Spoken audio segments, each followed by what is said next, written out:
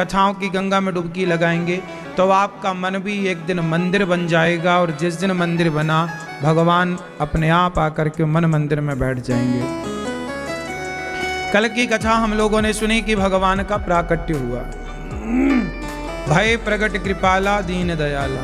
जब भगवान का प्राकट्य हुआ तो भगवान को लेकर के वसुदेव जी चले गोकुल आए। यशोदा माँ ने कन्या को जन्म दिया था, उस कन्या को लेकर के वसुदेव जी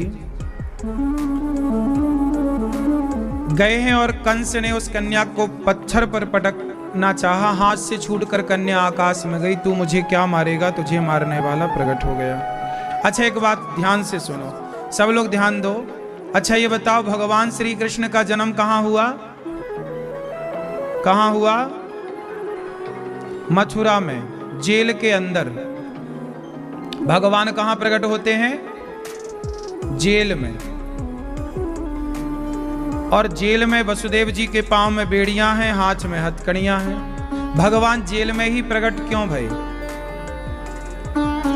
क्या जरूरत थी जेल में प्रकट होने की? भगवान, जेल मतलब बंधन, जेल मतलब बंधन। तो भगवान जेल में प्रकट होकर समाज को ये बताते हैं कि हम सब बंधन में बंधे हैं, लेकिन बंधन में बंधे बंधे मरना नहीं है। भगवान प्रकट तो भय जेल में, लेकिन प्रकट होकर बंधन से मुक्ति की ओर चल पड़े, मुक्त हो गए। तो हमें मनुष्य जीवन मिला है तो बंधन से मुक्ति की ओर जाने के लिए मिला है, इसलिए हम मुक्ति की ओर चलो। हम सब बंधे ही तो हैं संसार के जंजाल में। संसार में बंधा हुआ प्राणी, कोई काम से, क्रोध से, परिवार से, संसार से, समाज से आप सब बंधे हैं, लेकिन कब तक बंधे रहोगे? बहुत तो बंध लिया, अब चलो मुक्ति की ओर।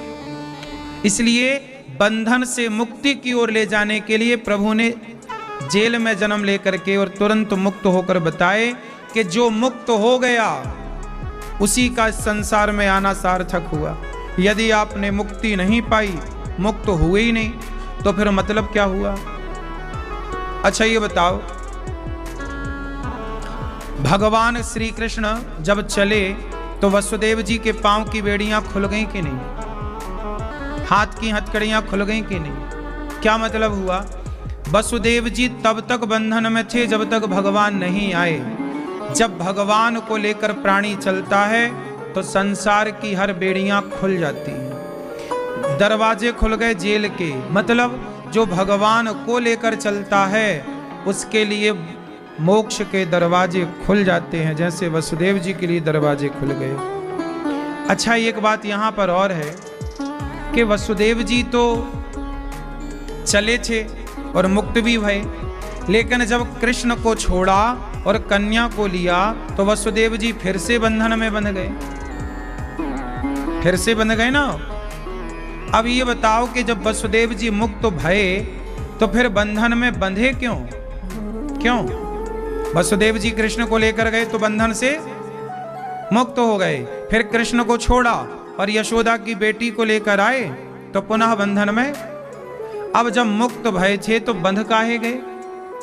क्यों बंध गए बताओ आप? बैठे बैठे, खड़े नहीं होने का।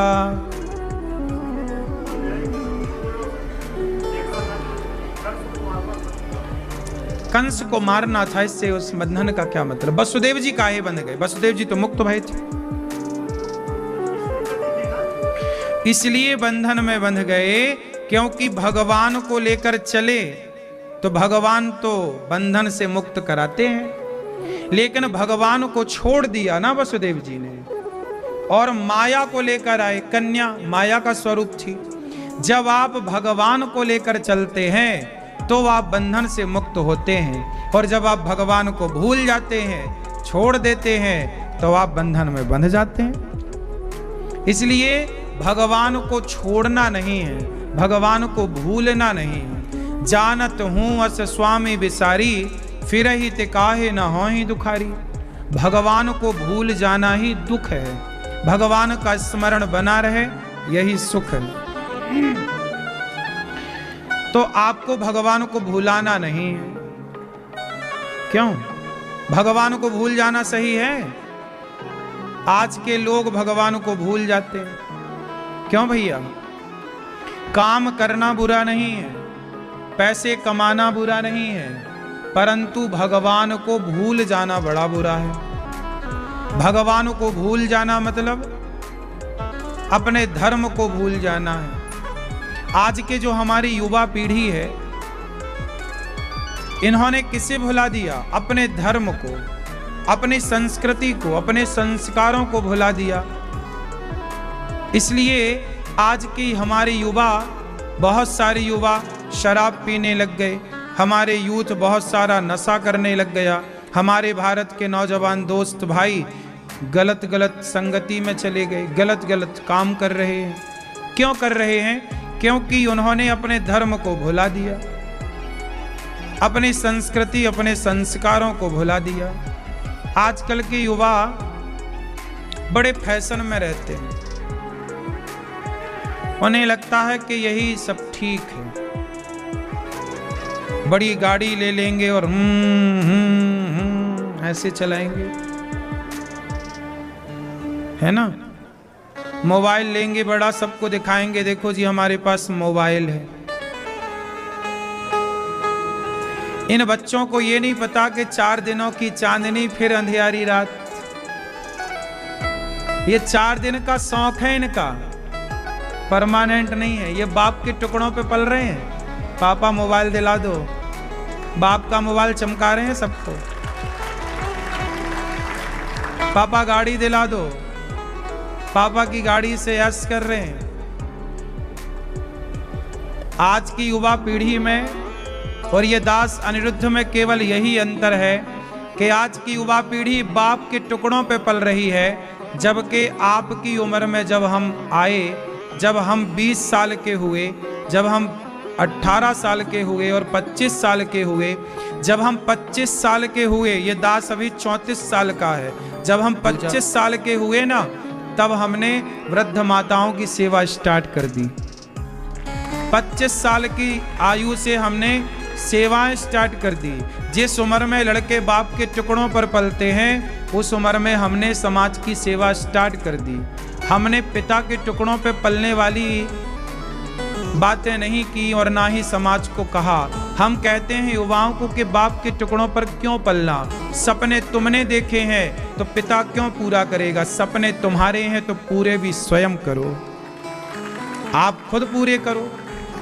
हमने अपने जीवन में जितने सपने देखे, हमने किसी के बदौलत सपने नहीं देखे, अपने सपने अपने बल पर पूरे किए। हमारे युवा 10 बजे सोकर उठते हैं, है ना। और ये दास अनिरुद्ध जिस समय हमारा युवा सोकर उठता है, उस समय हमारे गौरी गोपाल में 1000 लोग कम से कम भोजन कर चुके होते हैं। आज का युवा जितने बजे सो के उठता है ना भैया, उतने बजे तक तो गौरी गोपाल में हजारों लोग भोजन कर चुके होते हैं। इसलिए हमने सपने देखे तो हैं, पर किसी के भरोसे नहीं, एक भगवान के भरोसे और आप अपनी मेहनत, अपने काबिलियत के भरोसे। आज के युवाओं ने गलती क्या कर दी? दिखावे की जिंदगी जीने लग गए। कर्जा लेके घी पीने वाली कहावत। एक लड़का मेरे पास आया, बोला महाराज जी मैं ब्रांडेड कपड़े पहनता हूं, महंगे महंगे शौक रखता हूं। मैंने कहा भाई तेरी महंगे महंगे शौक और ब्रांडेड कपड़े, बड़ा मोबाइल, बड़ी गाड़ी का शौक ना पाल। मैंने कहा पैसे कितने कमाता है? बोले मैं 40,000 कमाता हूं। मैंने कहा भाई 40,000 कमाता है, बड़ा मोबाइल, बड़ी गाड़ी और ब्रांडेड कपड़े पहन के तो सब 40,000 उड़ जाएगा। बेटा वो 40,000 बचा, कपड़े तो नॉर्मल ही पहन, किसे दिखाना है? दुनिया को ज्यादा दिखाओ तो दुनिया जलती है, और आप सोचते हैं जलाओ, क्या करना, चक्कर में ना पड़ो। दुनिया तो देखो, आप अच्छा करोगे तो दुनिया को ना सुहाएगा, और आप बुरा करोगे तो दुनिया को ना सुहाएगा। क्या सीता माँ दुनिया को सुहाई? कहने वालों ने तो सीता माँ को नहीं छोड़ा कहने से। भगवान तो राम भगवान थे, वो सबको खुश नहीं कर पाए अपनी प्रजा को। तो तुम खुश कर लोगे। इसलिए दिखावे का जीवन ना हो, आप यथार्थ में जियो। 2 पैसे कमाओ, बचाओ, और बचा करके वो पैसे अपने लिए एक बढ़िया सा घर खरीदो, प्लॉट खरीदो, अपने लिए बिजनेस करो, व्यापार करो, अपना उद्योग बढ़ाओ, अपना कारोबार बढ़ाओ। समझदारी ये है कि आप अपना बिजनेस बढ़ाएं, अपने लिए घर खरीदें, अपने मोबाइल बड़ा और गाड़ी। आज 50 लाख की गाड़ी आप खरीद लो तो अगले साल वो 50 लाख की गाड़ी 25 लाख की हो जाएगी। 2 साल बाद वो गाड़ी 15 लाख की हो जाएगी। गाड़ी की कीमत घटेगी, लेकिन 50 लाख का आपने घर खरीदा होगा तो अगले साल वो 70 लाख का हो जाएगा, और अगले साल वो 80 लाख का हो जाएगा। तो समझदारी ये है कि उस पैसे से गाड़ी, अब आपको गाड़ी सबको दिखानी है। दिखाने से क्या होगा? दिखावे के चक्कर में मर गए लोग, बर्बाद हो गए। और आज की युवा पीढ़ी को अब ये कौन समझाए कि तुम दिखावे में ना जियो। आजकल लोग दिखावे में जी रहे हैं। बैंक का कर्जा लेके बड़ा घर बना लेते हैं, बाद में बैंक वो घर हड़प लेती है, कुड़की कर लेती है। भाई जितनी हैसियत है उतनी काम करो ना। कहावत पुरानी याद रखो कि जितना चादर है पांव उतना ही पसारो। अब युवा लोग सत्संग करते नहीं तो उन्हें अक्कल आती नहीं, माँ बाप की वो सुनते नहीं, इसलिए वो आजकल के युवा ने 2 चीजें मान रखी हैं, 3 चीजें, खाओ पियो मौज करो। खाओ पियो मौज करो। खाते क्या है? मुर्गी की टांग खाते हैं, ये उनका खाओ है। पियो, पियो क्या?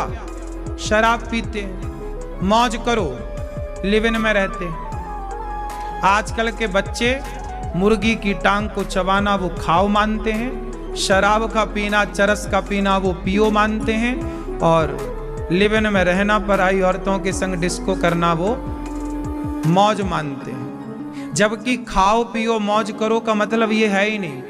अब ये युवा पीढ़ी ये 3 ही काम तो कर रही है, खाओ पियो और, जबकि खाओ क्या? भगवान को भोग लगाकर प्रसाद खाओ, प्रसाद पाओ। हम भी प्रसाद पाते हैं, प्रसाद पाओ।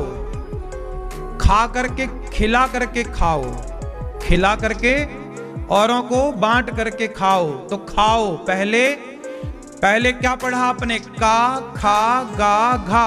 पहले क्या पढ़ा? का कि खा? पहले का मतलब, पहले का मतलब कृष्ण का भजन कर।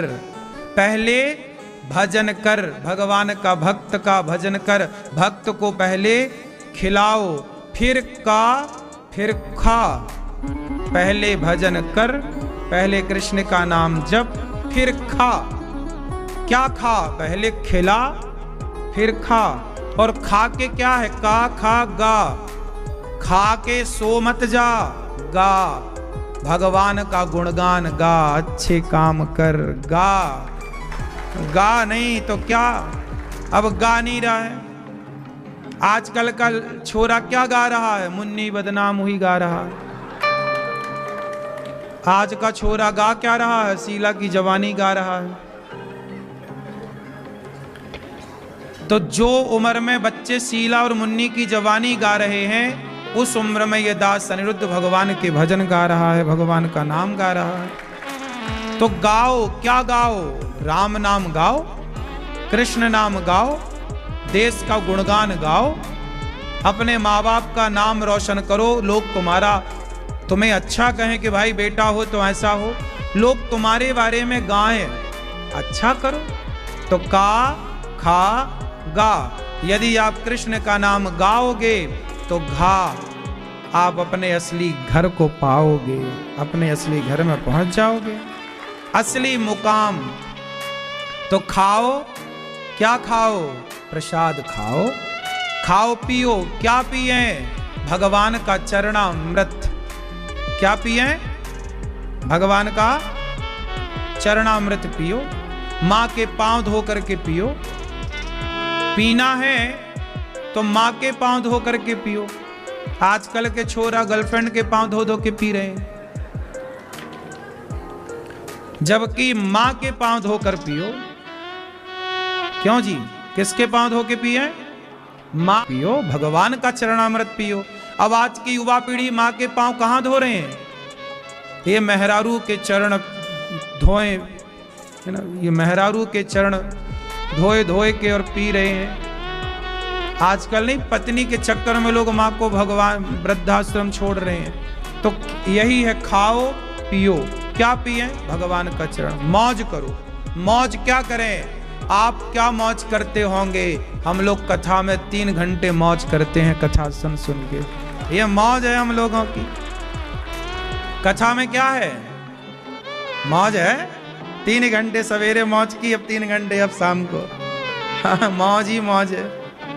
कथा सुनेंगे, कथा सुनाएंगे, भजनों में झूमेंगे, नाचेंगे, है ना, और क्या, भगवान का चिंतन हो रहा है। तो ये मौज है। ये छोरा छोरी आज क्या मौज करते होंगे? मौज तो मीराबाई ने की। पग घुंघरू बांध मीरा नाची रे, लोग कहें वो तो भई रे बबरिया, सास कहे कुल नासी रे, पग घुंघरू बांध मीरा। हाँ, मौज तो मीरा ने की। मौज ही करना है। तो मौज का मतलब ये नहीं कि तुम पराई औरत, पराई लड़की, पराई लड़के के संग घूमो फिरो, वो मौज नहीं है। भगवधाम वृंदावन आओ, यहाँ बिहारी जी के दर्शन करो, वृंदावन की परिक्रमा लगाओ, गिरिराज जी की तलहटी में झूमो, यही मौज है। प्रसाद पाओ भगवान का, यही मौज है। कभी मौज उड़ाना है, मौज करना, तो वृंदावन आओ, 3 घंटे कथा सुनो, 7 दिन रहो, मौज है। क्यों? तो ये आजकल की युवा पीढ़ी नहीं समझती। भगवान श्री कृष्ण अभी छोटे से हैं, 6 दिन के, तब तक पूतना मौसी आ गई। पूतना मौसी आई तो पूतना मौसी भगवान को जहर पिलाने लग गई। एक तो पूतना मौसी से परेशान है, अभी भगवान आए कि जहर लेके पहले बैठी है। ये पूतना मौसी का मतलब क्या है? कृष्ण का जन्म हुआ कि पूतना आ गई जहर पिलाने। क्या मतलब? क्या शिक्षा मिली? क्या शिक्षा मिली मेरी माँ? शिक्षा ये मिली कि आपके बच्चे जरा तैयार हों। जैसे आपके बच्चे जरा 12 साल के हो गए या 15 साल के हो गए, जैसे ही आपके बच्चे थोड़ा जवानी में आएंगे ना, कि पूतना जैसे समाज में कुछ लोग हैं जो आपके बच्चों को पहले ही बिगाड़ने आ जाएंगे, जहर पिलाने आएंगे। जैसे आजकल ना युवाओं को 15 साल का लड़का है, वो अपने दोस्तों के साथ बैठता है ना, तो उसके जो दोस्त हैं, कुछ लोग उम्र में बड़े हैं, वो उसे फ्री में शराब पिलाते हैं, यार एक पैक पी ले। वो बच्चा है, उसे पता नहीं है कि क्या सही है मेरे लिए, क्या गलत है। लेकिन आप जानते होंगे समाज में कुछ ऐसे दुष्ट लोग होते हैं जो उम्र में तो बड़े होते हैं और वो अपने से छोटे छोटे बच्चों को बिगाड़ते हैं। शराब पिलाते हैं, सिगरेट पिलाते हैं, गांजा पे। गांव में ना गांजा पीने वाले बच्चे बहुत हैं। तुम गांजा पीते हो? क्यों गंजेड़ी भाई साहब, गांजा सही बताओ, पीते हो? अरे ये तो सब कह रहे हैं पीते हो, थोड़ा सा पीते हो, खाओ मां कसम के नहीं पीते, थोड़ा सा तो पीते हो। चलो ये बताओ, तुम्हें गांजा पीना किसने सिखाया? गांजा किसने शुरुआत की थी तुम्हारे साथ? तुम्हारी उम्र के लड़कों ने कि तुमसे कोई बड़ा था आयु में? बोलो, हैं? तुम गांजा नहीं पीते? तो ये लोग काहे कह रहे हैं? हाँ, पीता है। अरे तो बड़े कॉन्फिडेंस से कह रहे हैं पीते हो। ये बताओ, तुम्हें पिलाया किसने सबसे पहले? तुम्हारी उम्र के दोस्तों ने कि तो कोई बड़ा था उम्र में? बोलो। अधिकांश गांजा पिलाने वाले लोग उम्र में बड़े होते हैं।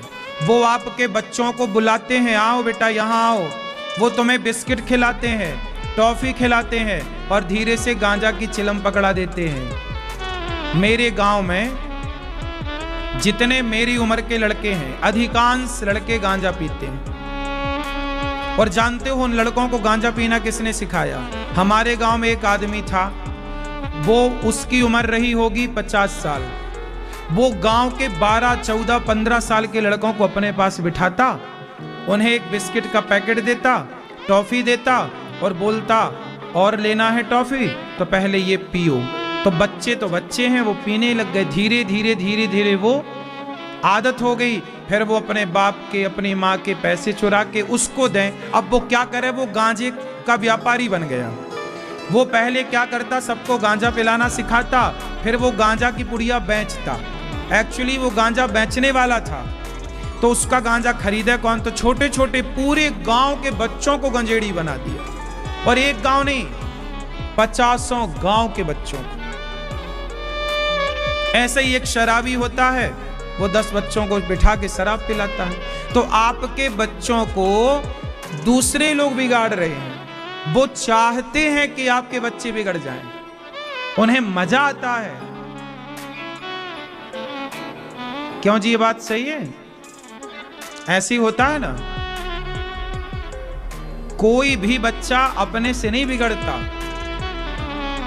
कोई भी लोग अपने से नहीं बिगड़ते। समाज में कुछ लोग ऐसे होते हैं जो बच्चों को बिगाड़ते ही हैं। क्यों जी, बात सही है? ऐसे लोगों को आप सब लोग आज के समय पर ऐसे लोग यदि मिल जाएं तो इनकी अच्छी पूजा करना चाहिए, मिर्ची का धुआं देकर, उल्टा लटका के अच्छे लाल मिर्ची का धुआं। क्यों मैया? पूरे देश के लोगों को बिगाड़ रखा है नशा ने। सरकार का भी बिल्कुल ध्यान नहीं है। सरकार भी देखो बोतल बेच रही है, बोतल में लिखा है शराब पीना स्वास्थ्य के लिए हानिकारक है। भैया जब हानिकारक है तो तुम बेच काहे रही हो सरकार खुले में? हमारी कितनी माताएं ऐसी हैं, आप में से कितने लोग चाहते हैं कि शराब बिकती रहे? कितने लोग चाहते हैं कि शराब, ठीक, आप पीते हो शराब? भैया आप लोग चश्मा वाले हैं, आप पीते हो कभी कभी? पीछे वाले मैया, आप पीती हो शराब? सही हैं? तुम पीते हो?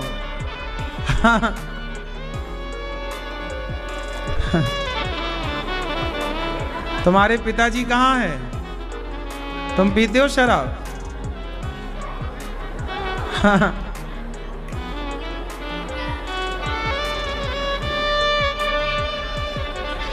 तो शराब सरकार चाहे तो बंद कर दे। अच्छा, सरकार यदि शराब को बंद कर दे तो जानते हो क्या क्या बंद हो जाएगा? भारत में जितना भी क्राइम है, अपराध, बलात्कार है, चोरी है, डकैती है, सारा कुछ बंद हो जाएगा। जेल में जितने कैदी हैं, जेल में आधे के आधे भी लोग ना बचेंगे यदि शराब बंद हो जाए तो। शराब बंद हो जाने से इस देश का बहुत भला होगा। हमारे देश से गरीबी खत्म हो जाएगी। आज गरीबी की वजह क्या है? गरीबी की वजह शराब है। पूछो कैसे? ऐसे है कि हमारे देश का जो मजदूर है, जो 500 रुपए दिन कमाता है, तिहाड़ी, यदि 500 रुपए दिन कमाने वाला मजदूर 500 कमाता है, जिसमें वो 200 रुपए की तो पी लेता है शराब, 300 रुपए बचते हैं। अब वो 300 में बच्चों को पढ़ाएगा, कि बच्चों को कपड़े खरीदेगा, कि दाल रोटी चलाएगा, कि अपने लिए भविष्य की प्लानिंग करेगा। क्यों? 300 रुपए में क्या होगा? इसलिए यदि शराब पीना बंद हो जाए, लोग शराब बंद कर दें, तो गरीब आदमी 500 कमाता है, वो 300 रुपया जो बचता है अब 200 और बचेगा। इससे क्या होगा? उसके बच्चे पढ़ जाएंगे, वो पत्नी के पास बैठ के पत्नी को टाइम दे पाएगा। अब शराब पी के आता है और पत्नी को समय देता नहीं, मारता पीटता और है, पत्नी बेचारी परेशान है। यदि वो पैसा बचाए, अपने लिए घर बनाए, धीरे धीरे बच्चों को पढ़ाए, इससे धीरे धीरे क्या होगा? उसकी गरीबी दूर हो जाएगी। अब ये मान लो कि वो 6,000 रुपये महीना, यदि 200 रुपये की शराब वो रोज पीता है तो 6,000 रुपये महीना हो गया। 200 के हिसाब से कितना हुआ? 6,000 रुपये महीना। 6,000 रुपये महीने की तो वो शराब पीता है, जबकि 6,000 रुपये महीने में अच्छे स्कूल में उसका बच्चा पढ़ सकता है। नहीं पढ़ सकता। क्यों? आज अच्छे से अच्छे स्कूल में 6,000 रुपए महीना में बच्चा पढ़ सकता है। तो मतलब उसके शराब पीने के पैसे से उसके बच्चे का भविष्य बन सकता है कि नहीं? यदि हर शराबी शराब ना पी और वो पैसा अपने परिवार में खर्च करे तो उसके परिवार की तकदीर और तस्वीर कुछ और होगी। लेकिन विडंबना है, इस देश में चुनाव जीत लिए जाते हैं शराब बांटकर। नेता तो चाहते नहीं है कि शराब बंद हो, क्योंकि उनको चुनाव ही शराब के बल पे जीतना होता है। आदमी सुनो, बात सच्ची है पर बड़ी कड़वी है। आजकल का व्यक्ति केवल अपने स्वार्थ के लिए लाखों लोगों के जीवन के साथ खिलवाड़ कर रहा है, केवल अपने स्वार्थ के लिए। यदि व्यक्ति निज स्वार्थ छोड़ दे और वो राष्ट्र हित की बात करने लग जाए या राष्ट्र के बारे में सोचने लग जाए तो हमारा देश कहां से कहां पहुंच जाए। बात सही है कि गलत है? यदि भारत का प्रत्येक मजदूर, मैं देखता हूं, मैं यहां काम, देखो गौरी गोपाल में तो काम चल रहा है, कितने सारे मजदूर यहां काम करते हैं। मैं रोज ऊपर जाता हूं, सारे मजदूर लगभग 99% मजदूर शाम को दिन भर काम करेंगे, तपेंगे, मेहनत करेंगे और शाम को शराब पी के बिल्कुल पड़े रहते हैं, शराब के नशे में। कोई 200 की पी गया तो कोई 300 की पी गया। हर पूरे भारत के मजदूर का ये हाल है। हाँ या ना? सही है कि गलत है? यदि ये सारे लोग, मैं इनसे समझाता हूं, बेटा जो पैसा तुम खर्च कर गए, तुम एक बार, मैं अभी बिहार गया कथा करने, तो मैं एक झोपड़े पे गया, एक बहन के घर चला गया। वो वीडियो आपने YouTube पर देखी भी हो। मैं एक बहन के घर गया, कथा के बाद मैं सबके घर जाता था, तो एक दिन वो बहन, उसकी घास की झोपड़ी थी, उसके 2-3 बच्चे थे। उसकी पत्नी मेरे से बोली कि मेरा पति 9 महीने बाद काम करके लौटा है दिल्ली से। बिहार की रहने वाली वो महिला थी। तो वो पत्नी रो रही थी कि 9 महीने बाद पति आए हैं और 1 रुपया नहीं लाए हैं। आदमी तो क्या है, बाहर रहता है, शराब पी के पड़ा है, लेकिन बेचारी उस पत्नी का क्या, जिसकी गोद में 2 बच्चे हैं। अब उन्हें तो रोटी चाहिए ना, सर्दी आई तो स्वेटर चाहिए ना। तुम तो पी के पड़े हो। तुमने सोचा कभी कि तुम्हारी पत्नी पर, तुम्हारे बच्चों पर क्या बीतती है? बेचारे बच्चों को 1 रुपया की टॉफी चॉकलेट लाके तक ना दिया उसका बाप। 9 महीने बाद घर आया। अब सोचिए, वो पत्नी जी रही है कि मर रही है? कैसे रोटी बनाए, क्या खिलाए? बच्चे तो भूख भूख माँ से चिल्लाते हैं ना, बाप से थोड़ी चिल्लाते हैं। भूख लगी है, बच्चे कहते हैं भूख लगी है। बच्चे जब दूसरों को टॉफी खाते देखते हैं ना, तो वो अपनी माँ से आकर, पिता से आकर, हमें भी चॉकलेट दिलाओ, हमें भी टॉफी दिलाओ। अरे तुमने शादी कर ली, बच्चे पैदा कर लिए, तो शराब पी के बच्चे पैदा किए हो, तो भाई अब ये बच्चे पाले कौन? इनकी जरूरतें पूरी कौन करे? ठीक से उनके तन पे कपड़ा नहीं है, रहने की छत नहीं है, पेट भर रोटी नहीं है। पत्नी की साड़ी, एक साड़ी है, उसी को धुल करके वो पहन लेती। आज ऐसी स्थितियां हैं कि लोगों को तन ढकने का कपड़ा भी नहीं है। इतनी गरीबी है इस देश में, लेकिन वो सारी गरीबी का जिम्मेदार कौन है? शराब, नशा। शराब ना होती तो 9 महीने में आदमी कुछ तो कमाता, महीने का 10,000 भी कमाता तो 90,000 रुपए होता है महीने का। 90,000 में भी आदमी के थोड़ा थोड़ा व्यवस्था करे तो देखो, थोड़ा सा छत डाल सकता है आदमी, छोटा सा घर बना सकता है आदमी, अपने बच्चों को पढ़ा लिखा कर उनकी छोटी मोटी जरूरतें तो पूरी करा ही सकता है। ये पुरुष वर्ग को ना अक्कल नहीं है बिल्कुल भी। शादी कर लेता है मजे मजे के चक्कर में, और फिर बच्चे जब पैदा होते हैं तो रोता रोता फिरता है, शराब पी के पड़ा है, पत्नी और बच्चों का कोई ख्याल नहीं है। इसलिए कहता हूं, विवाह करने के पहले लड़के की योग्यता देखनी बहुत जरूरी है। शराबी आदमी स्त्री कुंवारी रह जाए अच्छा है, पर शराबी के गले न बंधे। शराबी मर्द की पत्नी जितना दुख उठाती है, नरक में भी इतना दुख नहीं है जितना दुख शराबी की पत्नी को है। नरक की पीड़ा से ज्यादा पीड़ा शराबी की पत्नी को पीड़ा है। यह बात सही है कि गलत है?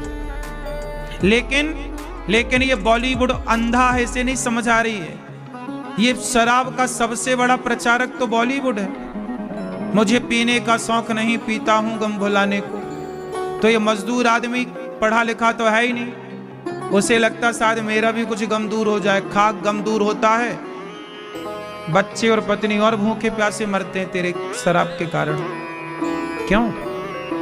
बॉलीवुड ने जितना नुकसान पहुंचाया है इस देश को, आज जितने भी पत्नियां हैं जिनका पति शराब पी के घर नहीं आ रहा है, पड़ा है, बच्चों को देख नहीं रहा है, ये सारे शराब पीने वाले जो पुरुष हैं और इनकी पत्नी की जो बद्दुआएं हैं, ये किससे लगेंगी?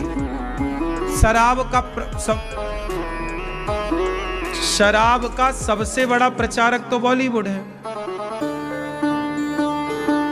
शराब का प्रचार करता है बॉलीवुड, लेकिन शंकर जी पर दूध क्यों चढ़ाते हो? शंकर जी के दूध से उस बॉलीवुड को बड़ी आपत्ति है, जैसे इनके बाप से पैसा लेके चढ़ाते हो।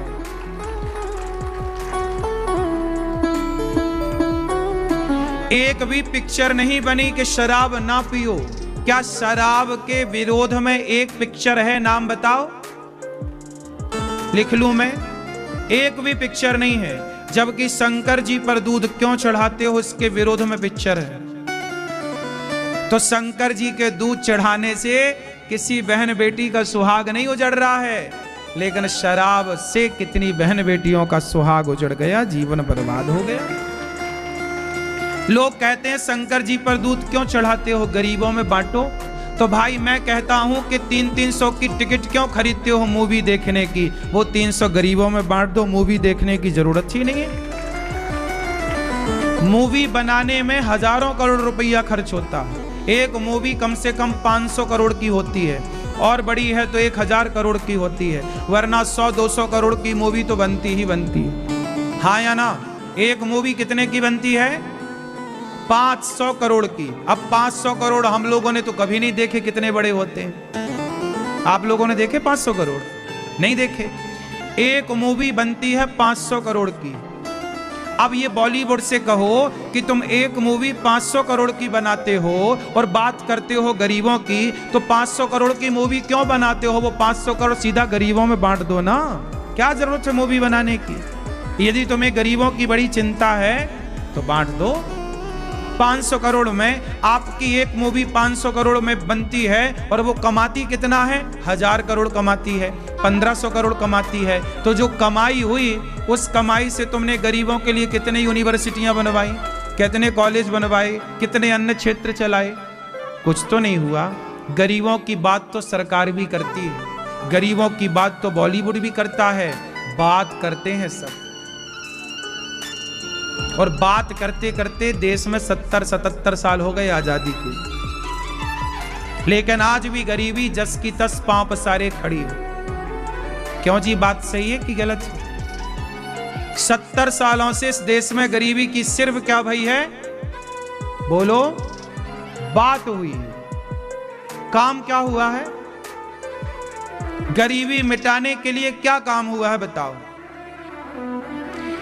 गरीबी मिटाना है तो मेरी बात मानो, शराब पीना छोड़ दो, तुम्हारी गरीबी दूर हो जाएगी।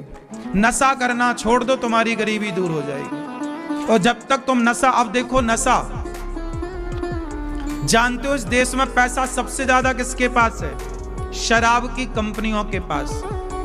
गुटखा, दाने दाने में केसर का दम।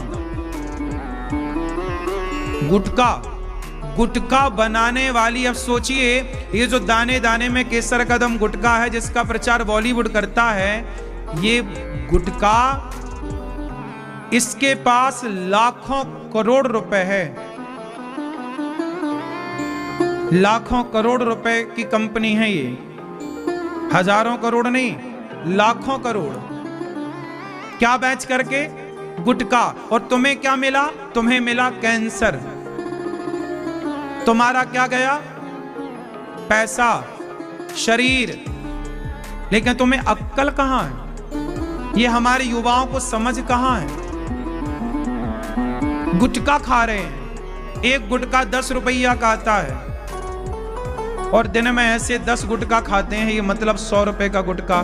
कई लड़के तो 100-200 रुपए का गुटखा और 20-20 रुपया की सिगरेट मैंने सुनी है आती है। क्यों आती है? इतना नशा। हम तो कहते हैं आदि आज के युग में ना, आज के युग में ये कलयुग है साहब। आजकल सिगरेट बेचने वाली कंपनियां बड़ी हैं, गुटखा बेचने वाली कंपनियां बड़ी हैं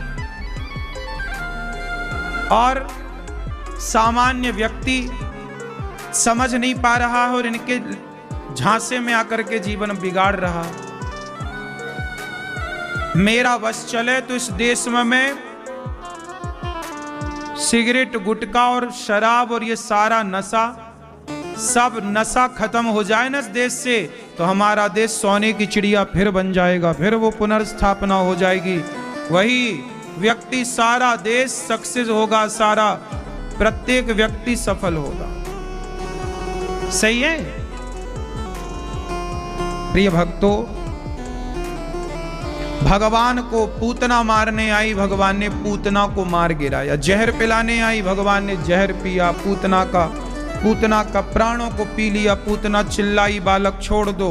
भगवान बोले मौसी जी हम पकड़ते तो है नहीं, और हमारे कन्हैया पकड़ते नहीं हैं, और पकड़ लें तो टेढ़ी टांग वाले हैं। सीधी चीज अंदर जाए तो निकल आए, पर टेढ़ी चीज अंदर जाए तो निकले ना। हमारे कन्हैया पांव से टेढ़े, कमर से टेढ़े, गर्दन से टेढ़े। भगवान बोले, कन्हैया बोले हम जल्दी पकड़ते नहीं है, और एक बार किसी के मन में घुस जाए तो फिर कभी निकलते नहीं है। ये टेढ़ी टांग वाला है ही ऐसा। हमारे भगवान ऐसे हैं। पूतना का उद्धार हो गया, आई जहर पिलाने, मार गिराया। अच्छा, पूतना को देखकर भगवान ने अपनी आंखों को बंद किया। भगवान ने पूतना को देखकर नेत्र बंद कर लिए। क्यों? पूतना को देखकर नेत्र क्यों बंद कर लिए भगवान? क्योंकि पूतना के मन में कपट था, और जिसके मन में छल कपट होता है भगवान उसे बिल्कुल नहीं देखते। सही है? इसलिए कहता हूं कि अपने मन में छल कपट ना रखो। क्या ना रखो? क्या ना रखो? छल कपट ना रखो। आजकल का व्यक्ति छल कपट बहुत रखता है, दिखता कुछ और है, होता कुछ और है। बहुत छल कपट भरा है लोगों के भीतर। आजकल पता ही नहीं लगता कि कौन अपना है कौन पराया है। जो कल तक अपना था आज वही बहकी बहकी बातें कर रहा है ना। ये दुनिया है साहब, पता ही नहीं लग रहा है कि कौन अपना कहे। ये दुनिया का भरोसा नहीं है, इसलिए हम कहते हैं कि भरोसा जगत पर अब मत रखो, भरोसा जगन्नाथ पर रखो, भगवान के भरोसे रहो। भरोसे भगवान के रहोगे तो सुखी और स्वस्थ रहोगे। भगवान पूतना पर कृपा करके सकटासुर और तृणावर्त पर कृपा करते हैं। भगवान का नामकरण गर्गाचार्य जी ने किया, कृष्ण और बलराम नाम रखा। भगवान छोड़ा बड़े भय, यशोदा को मां मैया मैया कहने लग गए। आप लोगों से मेरी प्रार्थना है, जैसा कि हमने बार बार कहा है, कि अपनी मां को मम्मी बिल्कुल ना कहा करो, मां को मैया कहा करो। क्या कहा करो? मम्मी का मतलब होता है मरी हुई, मम्मी बॉडी। पापा का मतलब होता है पाप, तो पापा नहीं, पिताजी, बाबूजी, ये बोलना चाहिए। ठीक है? तो कितने लोग सुधार करेंगे? क्या बोलोगे? पिताजी। और मां को मैया। पापा अभी क्या बोलते हो? पापा। पापा मतलब जानते हो क्या होता है? बैठे बैठे। पापा मतलब होता है पाप। पापा मतलब पाप। तो अब देखो वो हमारा बाप है, पाप तो है नहीं, तो काहे बाप को पाप पाप कह रहे हो? पिताजी। तो भगवान पिताजी बाबा कहते हैं और यशोदा को मैया कहते हैं। हमारे यहाँ रिश्ते बहुत मायने रखते हैं। हमारे भारत में ना हम लोग रिश्तों को बहुत महत्व देते हैं। हमारे यहाँ रिश्ते बहुत अच्छे होते हैं, इसलिए रिश्तों की कदर करनी चाहिए, बड़ों का आदर और सम्मान करना चाहिए। भगवान थोड़ा बड़े भये तो बाल लीला करने लग गए, माखन चुराना, मटकी तोड़ना, गोपियों के घर जाना, ऐसी ऐसी लीलाएं। कभी माखन चुराना, कभी मटकी तोड़ना। ग्वाल वालों का गोला बनाते हैं, छींके पर रखी मटकी को भगवान मक्खन का लौंदा निकालते हैं, मंगल के मुंह में डाल देते हैं, श्रीदामा के मुख में डाल देते हैं। ये श्रीदामा मंगल मन सुखा भगवान के मित्र हैं, दोस्त हैं, फ्रेंड हैं। भगवान ने इन सबके पेट भरा माखन से, और भगवान श्री कृष्ण ने जब सबको माखन खिलाया तब भगवान थोड़ा खुद भी खाए। एक दिन गोपियां शिकायत करने आई, मैया तेरे लाला ने हमारी मटकी तोड़ दी। मैया बोली, ये ले मटकी, तू ले जा मेरे घर से। लाला की शिकायत तो ना कर। अरे मैया बात मटकी की ना आए, तेरो लाला आए सबरो माखन खाए, अकेलो ना आए ग्वाल वालन को लाए, और सबरो माखन खाए के खवाए के मटकी तोड़ के चलो जाए। मैया बोली, चोरे लाला तो ऐसी गंदी बात करे, गंदे काम करे, गोपियों को नुकसान करे। मैया कन्हैया बोले, ब्याह करेगो? अब तू ही बता मैया, मैं इनसे ब्याह कैसे करूं? और मैं कहूं कि मैं तेरे से ब्याह ना करूंगा तो कहे कि मैं तेरी मैया से शिकायत करूंगी। अब मैया तू ही बता। अब मैया के सामने कन्हैया ऐसो मुंह बनाए के खड़े है गए कि कछु कह ना पाए कन्हैया। मैया बोली, जब तक हमारे लाला को रंगे हाथों नाए पकड़ोगी सखियो, हम तुम सबन की बातन को भरोसो नाए करेंगे। गोपियां भरोसो कैसे, अब गोपियां कैसे पकड़े? भगवान कृष्ण को पकड़ने के लिए प्लानिंग करने लग गई गोपियां। प्लानिंग कैसी? कभी मटकी के ऊपर घंटी लटका देती हैं सखियां। अब एक दिन घंटी लटका दी। भगवान गोपियों के घर चोरी करने आए, माखन चुराने, तो देखा कि घंटी लटक रही है। भगवान बोले, घंटी मंदिर में जगह कम, ठीक है जो तुम यहाँ लटक रही हो। घंटी बोली, प्रभु गोपियों ने लटका दिया है। भगवान बोले, तो बजना मत, चुपचाप बंधी रहना। अब लो भैया, घंटी बंधी तो है पर घंटी बजी नहीं। भगवान ने सारे ग्वाल वालों में मक्खन बांटा, सबको खिलाया, घंटी बिल्कुल नहीं बजी। जब घंटी नहीं बजी तो भगवान ने सबको खवाए के और ग्वाल वालों का गोला बना के ऊपर चढ़े, मटकी पकड़े, और थोड़ा भगवान ने जैसे ही मटकी से मक्खन निकाल कर खाया, घंटी टन टन टन टन टन टन टन टन करके बजने लग गई। भगवान बोले, घंटी क्यों बज गई? घंटी बोली, सरकार जब जगत के लोग खाते हैं तब मेरा बजना जरूरी नहीं होता, पर मेरे जगन्नाथ भोग लगाएं और मैं ना बजूं, आप भोग लगाएं और मैं ना बजूं। भगवान को गोपियों ने जब सुना कि घंटी बज गई, दौड़ी दौड़ी आई। जब आई गोपियां तो ग्वालवाल नीचे से भाग गए और कन्हैया मटकी पे लटके रह गए। गोपियों ने कहा, दारी के आज मैंने तो को पकड़ लियो। भगवान पकड़े गए। गोपियों ने कहा कि चल तेरी मैया को बुला के लाऊं, शिकायत करूं। कन्हैया बोले, मैया को बाद में बोलियो, सखियों कम से कम वो को नीचे तो उतार। लटके ना मटकी पे, कंधे का सहारा दिया, कंधे पे पांव रखा गोपी के, हाथ पकड़ा और नीचे उतारा कन्हैया को। सखी बोली, तूने क्यों माखन चोरी की? तेरी मैया ने तो कहा था हमारे लाला चोरी ना करे, रंगे हाथों पकड़ो। अब तेरे लाला तेरी मैया को बताएं? कन्हैया बोले, सखी मत बताइयो मैया को, मैया बहुत मारेगी, मैया बहुत मारेगी। अच्छा सखी एक बार तो छोड़ दे, एक बार तो सॉरी है, एक बार तो क्षमा कर। सखी बोली, मैं छोड़ तो दूं पर एक शर्त है। क्या? तुम हमें जरा नाच के दिखाओ। कन्हैया बोले, अच्छा नाचूंगा तो छोड़ेगी? हाँ हाँ। तो भगवान बोले, सो नाचेंगे पर हम फ्री में नहीं नाचेंगे। क्या दोगी बताओ? बोले, एक माखन को लौंदा देंगे। बोले, माखन तो हमने खा लिया। बोले, अब? बोले, थोड़ी छाछ पिलाएगी? हाँ हाँ। अब गोपी जाए और छाछ भर के ले आए एक गिलास में। अब जरा सोचो कि जगत का पालनहार है, और किसके लिए नाच रहा है? छाछ, हमें छाछ पिला पर नाचेंगे। जगत को नचाने वाला परमात्मा गोपियों के छाछ के लिए ताही अहिर की छोहरियां छछियां भरी छाछ पे नाच नचावे। जगत को नचाने वाला परमात्मा छाछ के लिए नाच रहा है। ये कैसी बात? ये भगवान की सरलता है, सहजता है, यही भगवान की भगवत्ता है। क्या है ये भगवान की? खाने पीने के लिए कोई आपसे ये थोड़ी कहते हैं कि हमें 56 भोग खवाओ, हम वही खाएंगे। नहीं, तुम्हारे पास कुछ नहीं है तो छाछ है, कुछ नहीं है तो माता शबरी ने बेर दिए, कुछ नहीं है तो विदुरानी ने छिलके दिए, कुछ नहीं है तो सुदामा जी ने सूखे चावल दिए, तंडुल। भगवान तो देखो वस्तु को ग्रहण करते ही नहीं, भगवान तो भक्त के भाव को देखते हैं कि आपका भाव क्या है। भावग्राही जनार्दन, भगवान यदि भाव से, जैसे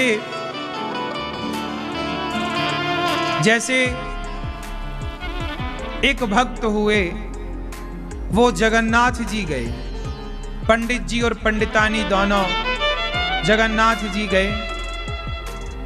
बड़े गरीब थे पर जगन्नाथ जी से मिलने की इच्छा हुई तो वो जगन्नाथ जी चले गए।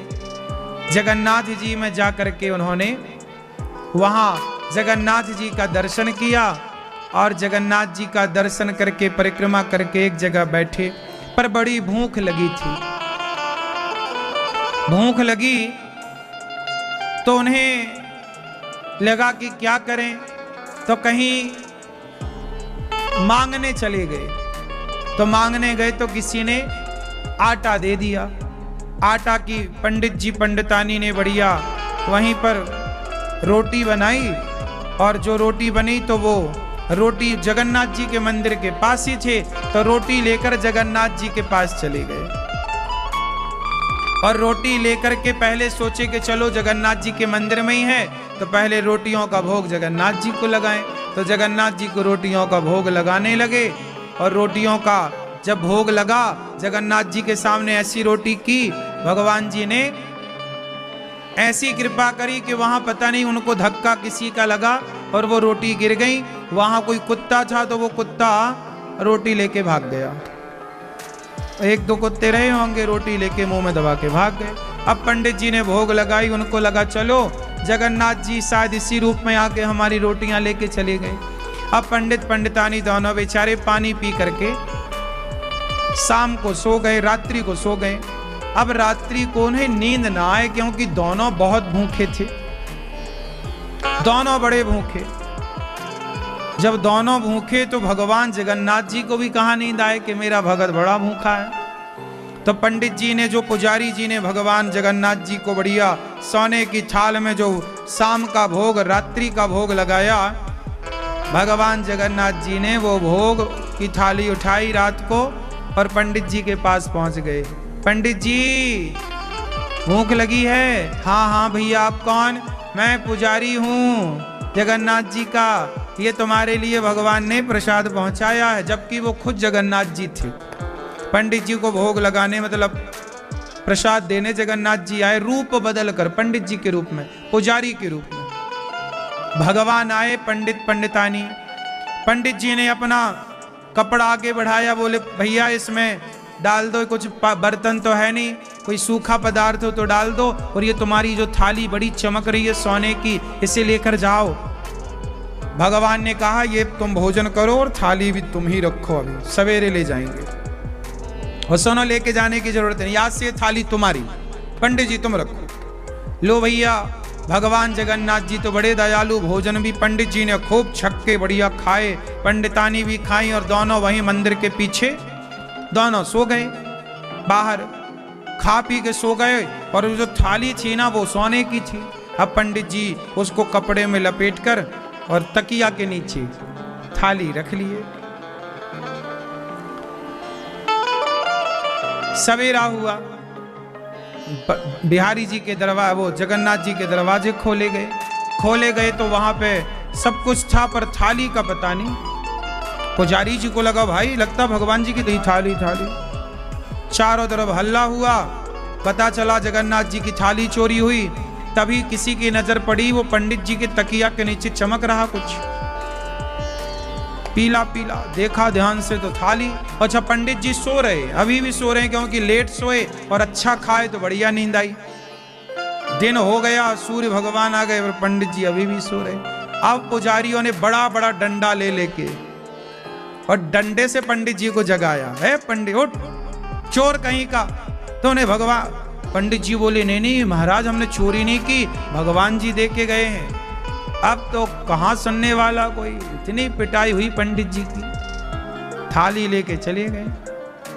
पंडित जी बोले, वाह प्रभु, रात को तुमने अच्छा चकाचक पवाया प्रसाद और दिन में डंडे पवाए, बढ़िया है, कोई बात नहीं। पंडित जी को लेकिन इस बात का बुरा नहीं लगा। देखो, जीवन में ये होना चाहिए बैलेंस, कि यदि एक तरफ हमें अच्छा मिला है तो दूसरी तरफ यदि बुरा मिल जाए तो बुरे की शिकायत नहीं होनी चाहिए कि लो नहीं, अच्छा भी तो मिला था। तो अच्छा आपको मिला है तो बुरा किसे मिलेगा? जब अच्छे के लिए आप तैयार थे तो बुरे के लिए भी तैयार रहिए। लेकिन आज होता क्या, हम अच्छा अच्छा तो गप कर लेते हैं और कड़वा कड़वा थू कर देते, नहीं जी हमें कड़वा नहीं चाहिए। लेकिन वो पंडित जी बड़े सकारात्मक थे। उन्होंने सोचा कि कोई बात नहीं, भगवान जगन्नाथ जी का मन था कि हम पेट भर खाएं, तो रात को हमने पेट भर खाए, और भगवान की इच्छा है कि हम पिटें, तो हम पिट गए।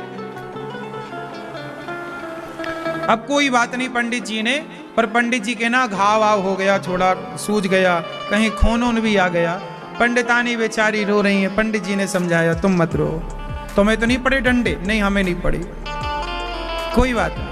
अब दोनों पंडितानी पर सोचे कि नहीं, अब रहेंगे तो जगन्नाथ जी की शरण में। अब जगन्नाथ जी की शरण में भैया दोनों पंडित जी पंडितानी वहीं रहे। अब लो भैया, पूरे नगर में हल्ला हो गया कि ये चोर हैं। अब वो कहीं मांगने जाएं तो उन्हें खाने को भी ना मिले। सबको तो ये हो गया ना कि चोर हैं ये। अब वो कहीं मांगने जाएं तो खाने। अब पंडित जी, फिर शाम हुई, फिर तड़पने लग गए। अब जब शाम हुई, तड़पने लग गए, तो फिर अब क्या करें, पानी पी के फिर सो गए। अब दूसरी रात जब सोए तो भगवान जी को नींद ना आए। भगवान जी को बोले कि कल हमने इनको खवाया लेकिन दिन में डंडे पड़ गए। आज फिर भगवान वही थाली लेके 56 मतलब 6 प्रकार का भोग भर के फिर आए। पंडित जी, हम पुजारी जी। पंडित जी बोले, आप पुजारी हो? हाँ। बोले, तो आपने सबको क्यों नहीं बताया कि ये थाली आपने दी, हमें मार के चले गए? अरे बोले, छोड़ो, आप ये प्रसाद पाओ और सुनो, अब कोई ना आएगा, थाली आप रखो। पंडित जी बोले, ना, थाली मत देना, केवल ये दे दो खाने पीने का जो है, थाली लेके जाओ। पर भगवान कहां माने, भगवान थाली छोड़ के भाग गए।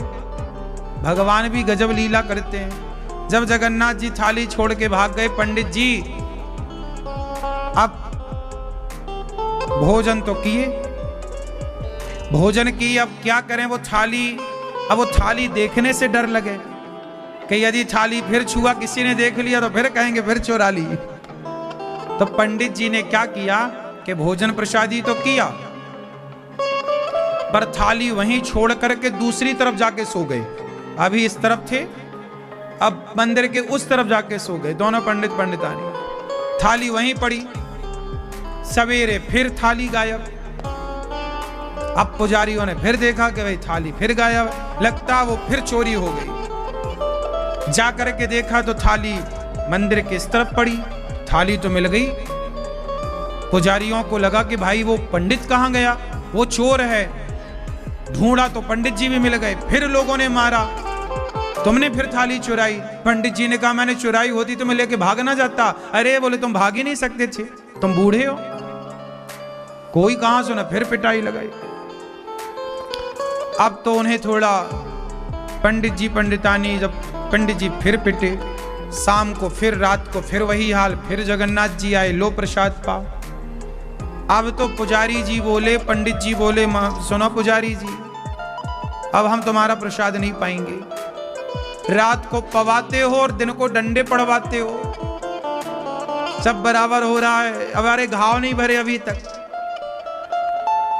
भैया पंडित जी को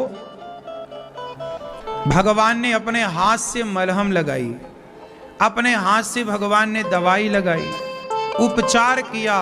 और जब भगवान छूते ना पंडित जी के शरीर के अंग को, तो जहां छूते वो बिल्कुल ठीक हो जाता। भगवान धीरे धीरे पूरे अंग को स्पर्श करते, धीरे धीरे उनके घाव भर गए। पंडित जी को भगवान ने प्रसादी पवाई और वो बेचारे दोनों पंडित पंडितानी दिन भर जगन्नाथ जी का दर्शन करें, दिन भर वहाँ की सेवा करें, दिन भर नाम जप करें और भगवान की सेवा में इतने तल्लीन हो गए कि एक दिन सचमुच किसी के मन में पाप आया और वो थाली सोने की कोई चुरा के सच्ची ले गया, सच्ची थाली चोरी हो गई। अब जब थाली सच्ची चोरी हुई तो पंडित जी का नाम तो 2 बार आ ही चुका था। अब पुजारियों ने जो पिटाई की और उठा करके पंडित पंडितानी को जगन्नाथ जी के बाहर कर दिया। और जैसे ही बाहर करके आए खूब मार लगाई पंडित जी को और बाहर फेंक आए कि अब तुम आना मत, चोर हो, तुमने थाली चुराई, कहाँ है? अब तो थाली भी नहीं है, कोई और चुरा के ले गया था। अंदर से भगवान ने दरवाजे बंद कर लिए। पंडित जी को मारकर पुजारी लोग आए तो दरवाजे खोले, चारों दिशाओं के दरवाजे लॉक, पुजारियों से खुले ना। दोपहर हो गई, शाम हो गई, दरवाजा नहीं खुला। सारे पुजारी रोने लग गए, प्रभु हमसे क्या गलती हो गई, हमसे क्या अपराध हो गया, हमसे कोई गलती हुई हो तो जरा हमारा अपराध बता दो। तब भगवान ने अंदर से आवाज लगाई कि तुमने हमारे भक्त का जो अपमान किया है, अब हम तुम सबका मुंह नहीं देखेंगे। अब तो बाहर से पुजारी बोले, प्रभु वो पंडित जी आपके भक्त थोड़ी थे, वो तो चोर हैं। भगवान बोले, चोर तुम हो, वो पुजारी भक्त है हमारा। अब तो भगवान जब गुस्सा किए, पुजारी घबराए, प्रभु अब क्या करें? जाओ हमारे भक्त को पालकी पर बिठा कर लाओ, तब दरवाजे खुलेंगे। सारे पुजारी गए, पंडित जी को पालकी पर बिठाया और पालकी पर बिठा करके सा सम्मान लाए तो अपने आप दरवाजे खुल गए। ऐसा लगा कि भगवान स्वयं आज भक्त के स्वागत के लिए खड़े हैं। और जगन्नाथ जी का दर्शन पुजारी जी को हुआ, तब से पुजारी जी वहाँ के भंडारी बने। आज भी उन्हीं पंडित जी की परंपरा के लोग, जो वहाँ जगन्नाथ जी में भोजन बनता है ना, भात, तो वो जो वहाँ से निकाल के दिया जाता, चावल देने वाला कोई तो कोठारी होगा ना कि भाई इतने बनाओ, आज ये सब्जी बनेगी, आज ये चावल बनेगा। तो जो भगवान ने कहा कि आज से इनका कोष पूरा इनके नाम पे करो, इनको दो, ये बनाएंगे, हमारे लिए प्रसाद बनवाएंगे। पूरा राशन पानी की जिम्मेदारी पंडित जी को सौंपी गई और उन्हीं की जिम्मेदारी आज भी, उन्हीं की पीढ़ी दर पीढ़ी आज भी वही लोग जगन्नाथ जी की वो कोठारी की जिम्मेदारी संभाल रहे हैं। तो कहने का अर्थ ये है कि भगवान तो देखो वस्तु के भूखे नहीं है।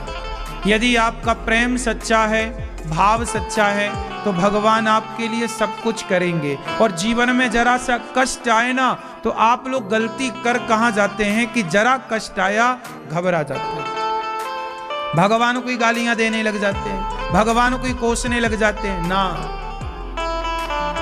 यदि सदा तुम्हें मीठा मीठा मिला है तो कभी कड़वा भी मिल सकता है। एक बार भागवत जी का प्रसाद कहीं ककड़ी बांटी गई, प्रसाद में ककड़ी, तो एक आदमी ककड़ी का प्रसाद लेकर चला, तो एक की ककड़ी बिल्कुल कड़वी थी, तो उसने खाया और थू थू थू थू करके फेंक दिया। पीछे से दूसरा भक्त आया कथा सुन के, वो भी, तो उसकी जूठी ककड़ी उठाई, धोई और खाने लगा। तो उसने कहा, भाई वो कड़वी है, मैंने फेंकी है, काहे खाता है? बोले, भैया वो भले कड़वी है पर है तो भागवत जी का प्रसाद, है तो भगवान का प्रसाद। जब मीठे, जब आपको रोज रसगुल्ला मिलता था, जब रोज आपको हलवा मिलता था, जब रोज आपको अच्छा अच्छा मिलता था, तब तो आपने नहीं फेंका कि यार बहुत मीठा है। लेकिन एक दिन यदि आपको कड़वा मिला तो आपने फेंक दिया। यदि 6 दिन उनका मीठा प्रसाद हमने ग्रहण किया तो एक दिन का कड़वा प्रसाद भी ग्रहण कर लें। वो मीठा भी उन्हीं का था और कड़वा भी उन्हीं का है। तो जीवन में यदि जरा सा दुख आ जाए, जरा सा कष्ट आ जाए, जरा सी तकलीफ आ जाए तो परेशान क्यों होते? ये समझ लो ना कि ये भगवान का ये भी तो प्रसाद है।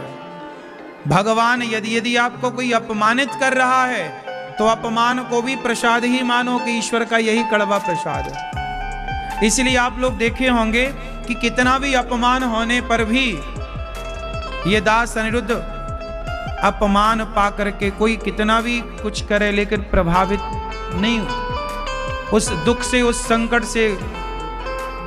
हमें पता है कि दुख 4 दिन का होता है। ये दास अनिरुद्ध को भी कितने लोग, आज जो ये लड़का आया अभी जो यहाँ, इन्होंने भी पहले हमारे खिलाफ गलत वीडियो बनाई, इन्होंने भी हमें बहुत बुरा कहा,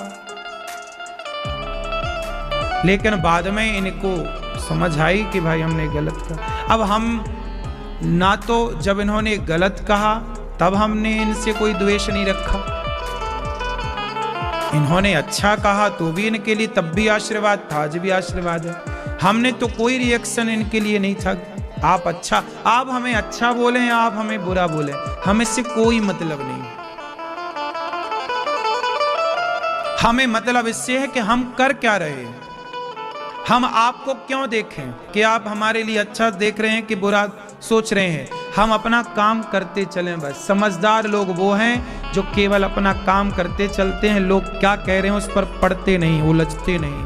आप लोग गलती कहाँ करते हैं, उलझ जाते। अरे तुमने ऐसा क्यों कहा, कह दिया तो उसने कहा, तुम क्यों परेशान हो रहे। उसका स्वभाव, कुत्ते का स्वभाव है भौंकना, आप उसे भौंकने से नहीं रोक सकते। बबूल का काम है चुभना, बबूल का कांटे का काम है, उसको आप चुभने से नहीं रोक सकते।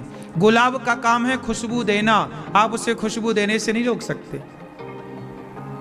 क्यों? फिर ऐसे ही समाज में जिसका जो स्वभाव है वो वही करेगा।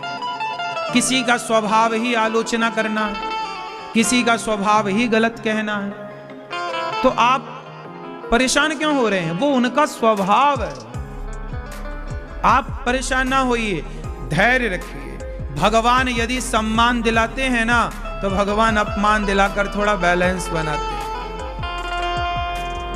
100 लोग अच्छा आपको, 90 लोग अच्छा कहेंगे तो 10 लोग आपको बुरा भी कहेंगे। इसलिए कभी परेशान नहीं होना चाहिए। भगवान चाहे अच्छे से रखें, चाहे देखो ना, माँ बच्चे को कितना प्यार करती है, कितना प्यार करती है माँ, लेकिन वही माँ कई बार बच्चे को बहुत मारती भी है। नहीं मारती? बहुत मारती तरीके से। तो मारती है तो इसका मतलब क्या हुआ? वो आपसे दुश्मनी कर रही है क्या? वो आपका बुरा चाह रही है क्या? जैसे माँ का बच्चे को मारना, ये माँ के अंदर कोई द्वेष नहीं होता, कोई ईर्ष्या नहीं होती बच्चे के लिए कि ईर्ष्या के कारण मार रही है। माँ की कोई बच्चे से दुश्मनी नहीं होती, फिर भी मारती है। क्यों? वो बच्चे को बेहतर बनाना चाहती।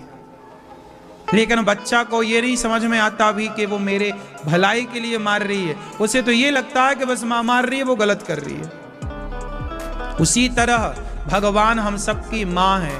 त्वमेव माता च पिता त्वमेव। जब भगवान हमें कई बार दंडित करते हैं, हमें कोई सजा देते हैं, तो समझ लो कि जैसे माँ अपने बच्चे को मार रही है भलाई के लिए, ऐसे भगवान भी तुम्हें दंडित कर रहे हैं तुम्हारी भलाई के लिए। उस समय धैर्य रखना है, अपना धैर्य गंवाना नहीं है। विपत्ति आएगी, किस पर नहीं आई नाम बताओ? संकट आएगा, किस पर नहीं आया नाम बताओ? कौन है ऐसा जिस पर संकट ना आया हो? राम पर नहीं आया कि कृष्ण पर नहीं आया कि बड़े बड़े राजा महाराजाओं पर संकट नहीं आया? कौन है इस धरती पर जिस पर संकट ना आया हो? संकट से गुजरने का नाम ही तो जीवन है। घबराओगे तो ऐसे घबरा के तो क्या पाओगे?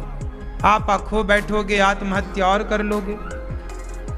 इसलिए घबराओ मत, ये समय भी गुजर जाएगा। आज बुरा समय है, चुप रहो, शांत होके बैठ जाओ। जब पानी गंदा होता है ना नदियों का, तो कितने महीने गंदा रहता है नदियों का पानी? बोलो, नदियों का पानी कब गंदा होता है? बारिश के समय में। बारिश में, सावन भादों में नदियों का पानी कैसा होता है? बोलो बोलो, गंदा होता है। लेकिन गंदा है इसका मतलब ये नहीं कि सदा गंदा रहेगा। वो गंदा पानी कार्तिक के माह आते ही निर्मल हो जाता है। बोलो हाँ। बारिश जाती है, अपने आप नदियों का पानी साफ हो जाता है। जैसे अपने आप नदियों में वो गंदगी नीचे बैठ जाती है। आप भी बाल्टी में पानी भर दो और उसे में जरा धूल मिला दो तो गंदा हो जाएगा। लेकिन गंदे पानी को देखकर घबराओ मत, जरा उसे छोड़ दो घंटे 2 घंटे के लिए, अपने आप वो अपने आप को साफ कर लेगा। उसी तरह जब आपका समय गलत चल रहा है तो घबराइए मत। जब आपका समय गलत चल रहा है तो घबराइए मत। आज समय बुरा है तो कल समय अच्छा आएगा। थोड़ा शांति से ध्यान करिए भगवान का, ठंडे होके बैठ जाइए। अपने आप जैसे गंदा पानी अपने आप साफ हो जाता है, ऐसे अपने आप आपका बुरा समय चला जाएगा, अपने आप अच्छा समय आ जाएगा। ये परिवर्तन है। आज हमारे शरीर में कोई घाव हो जाए तो समय आने पर वो घाव भी तो भर जाता है। आज शरीर में दर्द ज्यादा है तो कल दर्द कम भी तो होता है। ये प्रकृति है। सदा समय एक सदा ना रहा है, सदा ना रहेगा जमाना किसी का। कल राजा कोई और था, कल होगा कोई और, किसी एक कर शीश पर सदा रहे ना मौत। परिवर्तनशील संसार है, आप मानो इसको। क्यों मेरी मां? नहीं, सदा एक सा ना रहा, एक सा ना रहेगा। इसलिए आज समय अच्छा है तो आज समय अच्छा है, ये अच्छा समय भी सदा ना रहेगा। और आज समय बुरा है तो ये बुरा समय भी सदा ना रहेगा। अच्छा है तो बुरा भी आ सकता है और बुरा है तो अच्छा भी आ सकता है। इसलिए दोनों समय में भगवान की शरण में रहो और दोनों समय में भगवान के आश्रित रहो कि प्रभु हम आपके हैं, समय के नहीं हैं। आएगा जाएगा, समय का क्या। हानि लाभ होती रहती है। हानि लाभ से हमारे जीवन में कोई प्रभाव ना पड़े, ऐसा होना चाहिए जीवन। कुछ लोग क्या करते हैं, जरा सा नुकसान हुआ रोने लग गए, परेशान होने लग गए। भगवान एक दिन मिट्टी खाते हैं। मैया बोली चौरे लाला तेने माटी खाई है ना मैया, मुंह खोल आ। इतना सा मुंह खोला, ब्रह्मांड नजर आया। भगवान कितने से मुंह में सब कुछ समाया है। कई बार हम लोग सोचते हैं कि ये क्या है, क्या इतने से मुंह में पूरा ब्रह्मांड? अरे भगवान है, कर्तुम अकर्तुम अन्यथा कर्तुम सर्व सामर्थ्य। भगवान चाहे तो सब कुछ हो सकता है, क्या नहीं कर सकते। मैया यशोदा ने इतने से मुख में पूरा ब्रह्मांड देख लिया। भगवान कुल मिला के मैं आपको ये बात इसलिए बता रहा हूं कि भगवान के मुख में ही हम सब लोग हैं। भगवान की मर्जी के बिना यहाँ पत्ता नहीं हिल रहा। अच्छा एक बात बताओ, आप लोग वृंदावन आए अपनी मर्जी से आए कि भगवान की मर्जी हुई इसलिए आए? हमें लगता है कि हमारी मर्जी से हुआ, हमें लगता कि हमने किया, पर ऐसा आपको अच्छा ये बताओ, मैं तो महसूस करता हूं, आपकी पूछ रहा हूं, आप लोगों को कभी ऐसा नहीं लगता कि कोई शक्ति है जो आप सबसे ये काम करा रही है? कोई है जो ये सब सिस्टम चला रहा है, हम केवल उसके इशारों से चल रहे हैं बस। पर हमें ऐसा लगता है हम कर रहे हैं, हम कर रहे हैं, हम कर रहे हैं। आप और हम क्या कर रहे हैं एक बात बताओ। अच्छा ये बताओ, अभी शाम हो रही है, अभी ये क्या हो रही है? शाम। ये शाम आप कर रहे हैं कि हम कर रहे हैं? बोलो। अभी थोड़ी देर बाद रात होगी तो रात आप कर रहे हैं कि हम कर रहे हैं? मतलब सब अपने हिसाब से, सब तो सिस्टम पे चल रहा है ना। अपने से रात हो रही, रात होगी अपने आप सोने के लिए बिस्तर पे चले जाओ। आपको किसी ने बोला नहीं लेकिन आप चले गए। सवेरा हुआ, अपने आप जाग गए, अपने आप आपने स्नान किया, अपने आप आपने सब काम किया। तो ये कोई है जो सब सिस्टम चला रहा दिन। अच्छा ये बताओ, जो आपका दिल है वो धड़क रहा है कि नहीं? क्यों धड़क रहा है? अब ये बताओ कि आपने दिल धड़काने के लिए क्या करते हो? आप कुछ करते हो? अपने से धड़क रहा है कि नहीं? क्या कर रहे हैं आप लोग? जबकि वो धड़कना छोड़ दे तो हम मर जाएं। वो अपने से धड़क रहा, आप सो रहे हैं तो भी धड़क रहा है, आप जाग रहे हैं तो भी धड़क रहा है, और वो ना धड़के तो हम धड़क जाएं। नहीं।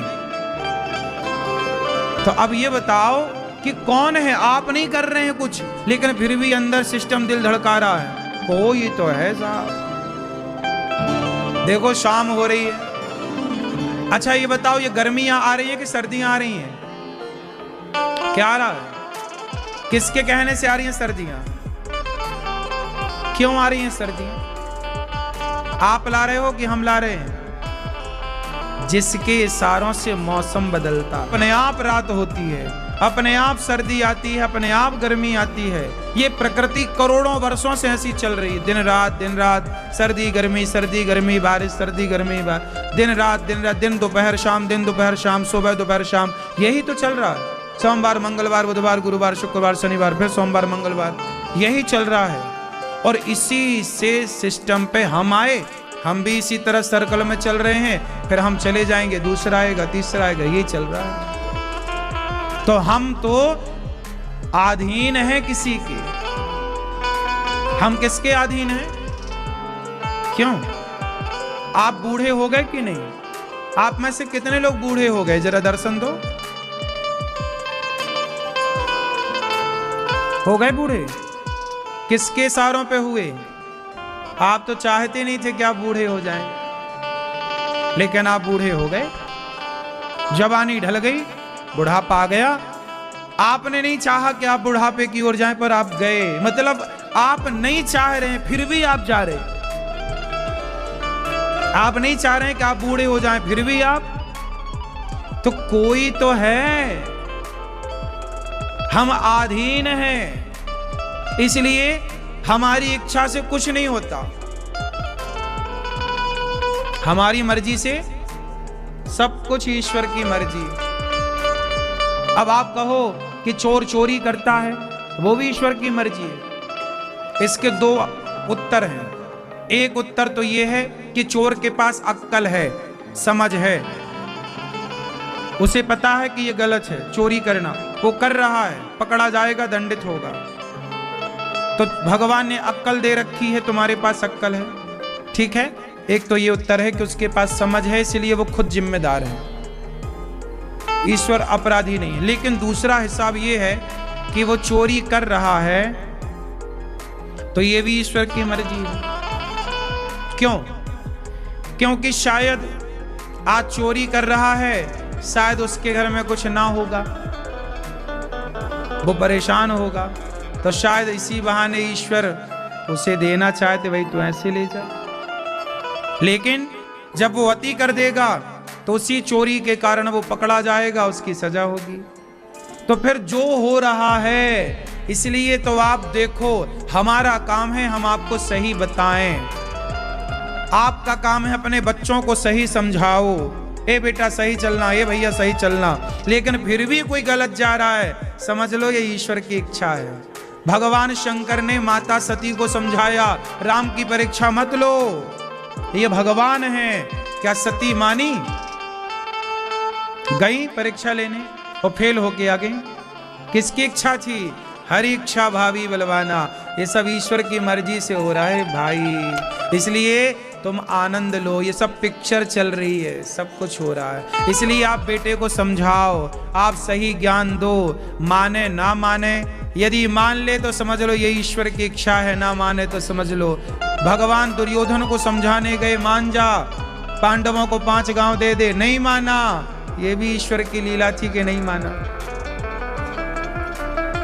तो सब कुछ ईश्वर की मर्जी से हो रहा है। लेकिन आप ये मत समझना कि अब आप किसी को मारें और कहें कि नहीं जी ये तो ईश्वर की मर्जी से हो रहा है। इस जो बात हम कह रहे हैं, हम कह जरूर रहे हैं कि सब ईश्वर की मर्जी से होता है, लेकिन हम जिस भाव से कह रहे हैं, जब तक मेरी दृष्टि से आप इस बात को नहीं समझेंगे तब तक ये बात आप नहीं समझ पाएंगे।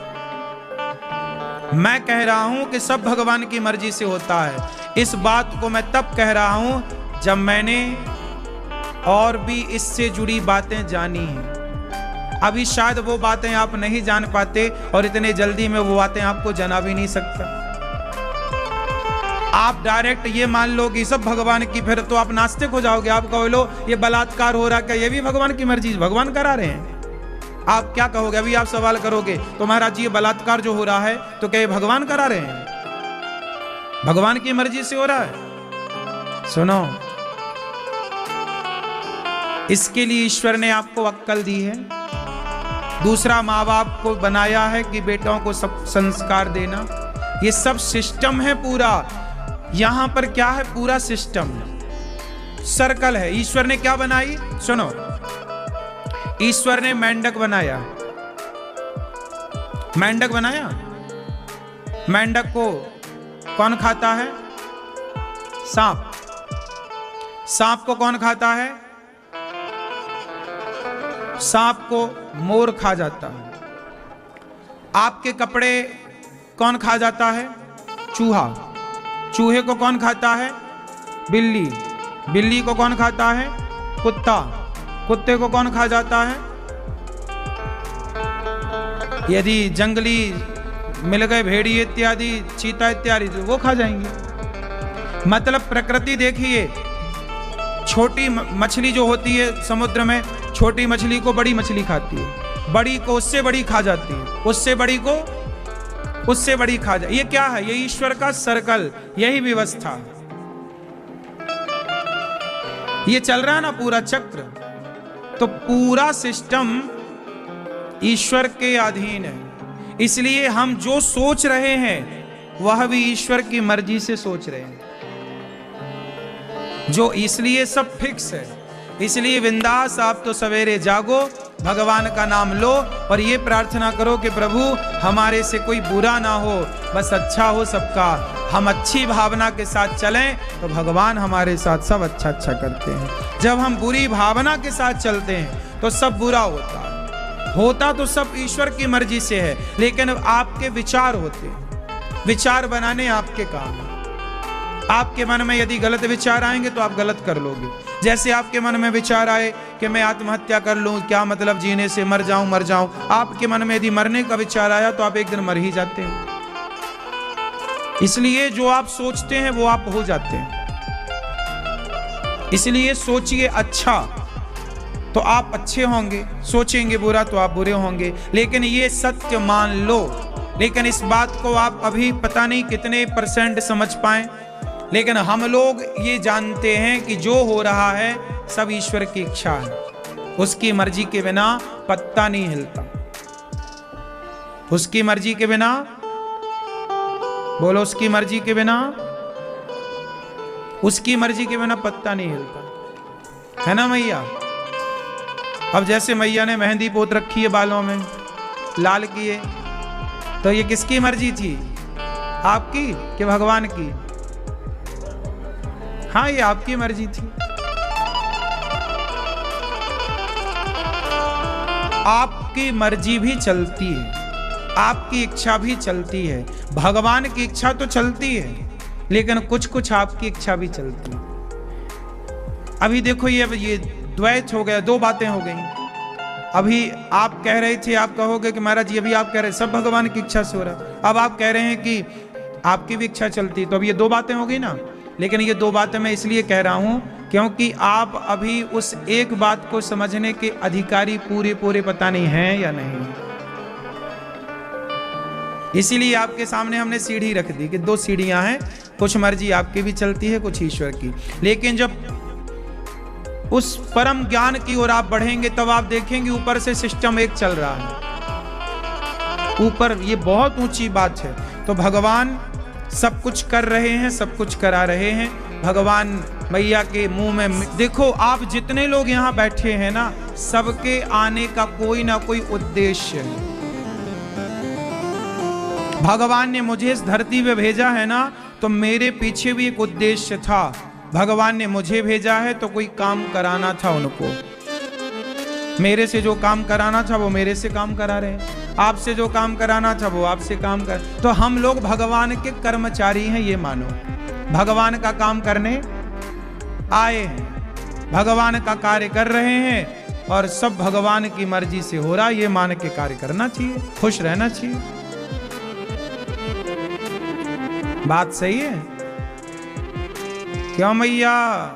ओ पंचायती मैया, खड़े होके पंचायत कर रही हो, बैठ के कर लो मेरी माँ।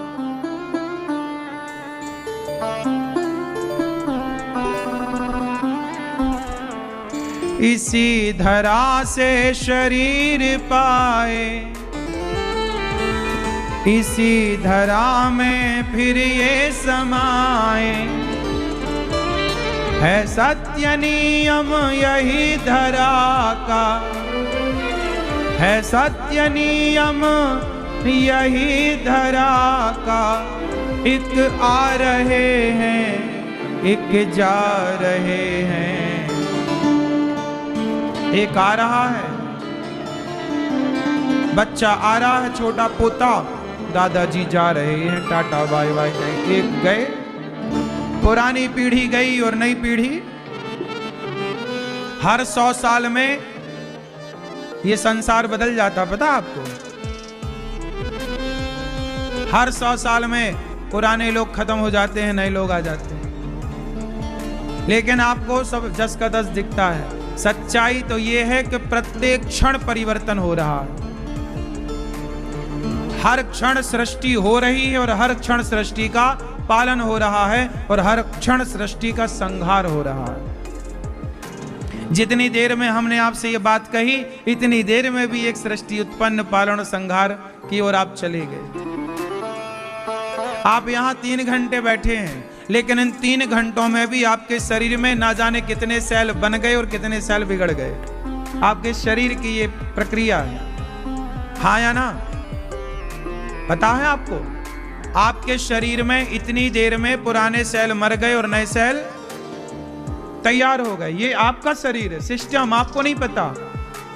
जैसे आप लोग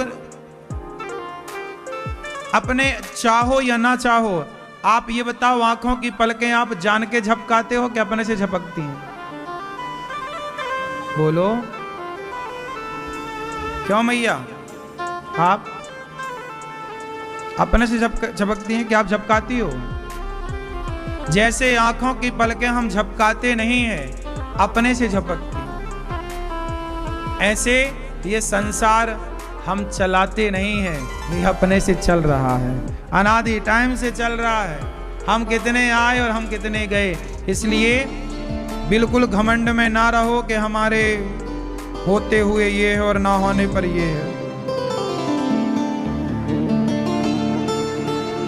भगवान श्री कृष्ण की गोद में, भगवान श्री कृष्ण मैया यशोदा की गोद में आज विराजे हैं और मैया यशोदा कन्हैया से प्यार कर रही हैं, दूध पिला रही हैं मैया, लाड़ कर रही हैं मैया।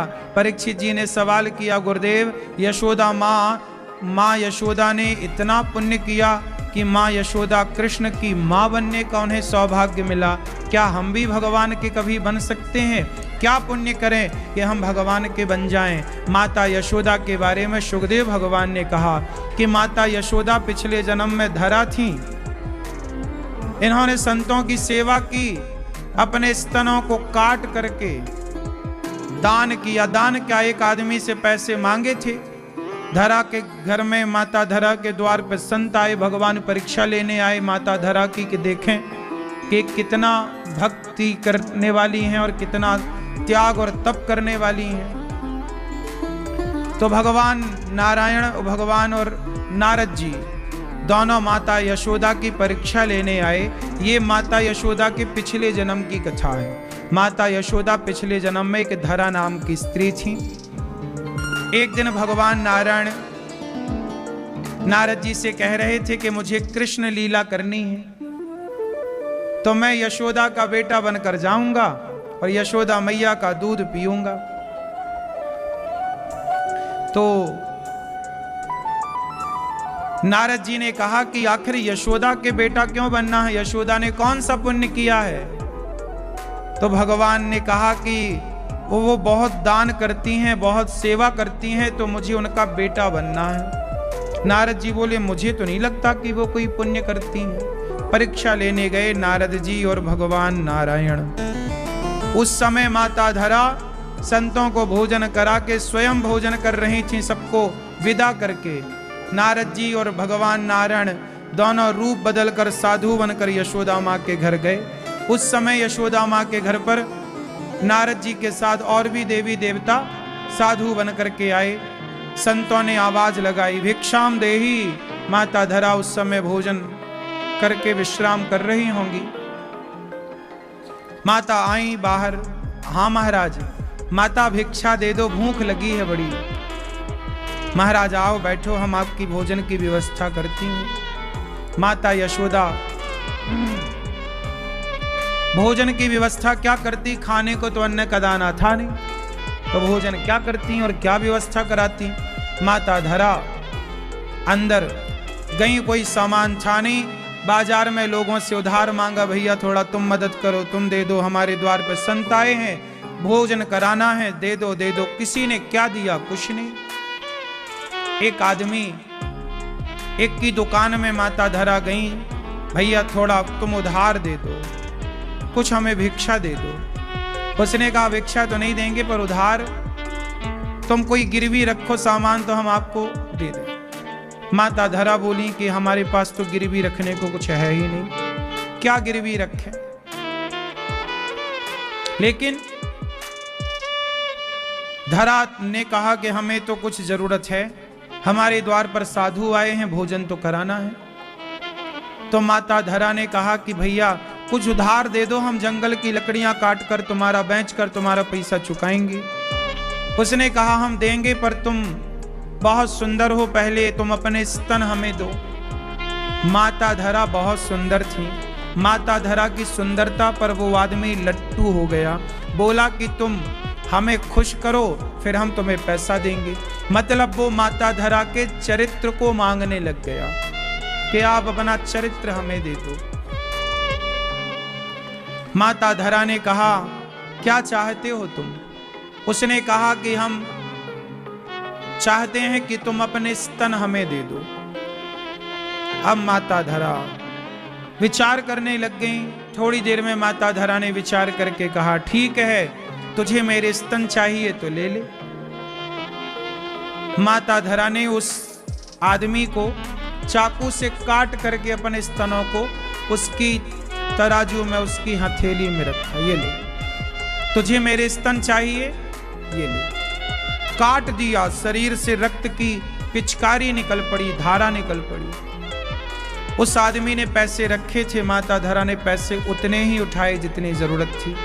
बाजार गई, सामान खरीदा, संतों के लिए प्रसाद बनाया, संतों से कहा महाराज प्रसाद पाओ। संतों ने कहा माता ये आपके शरीर से रक्त कैसा है।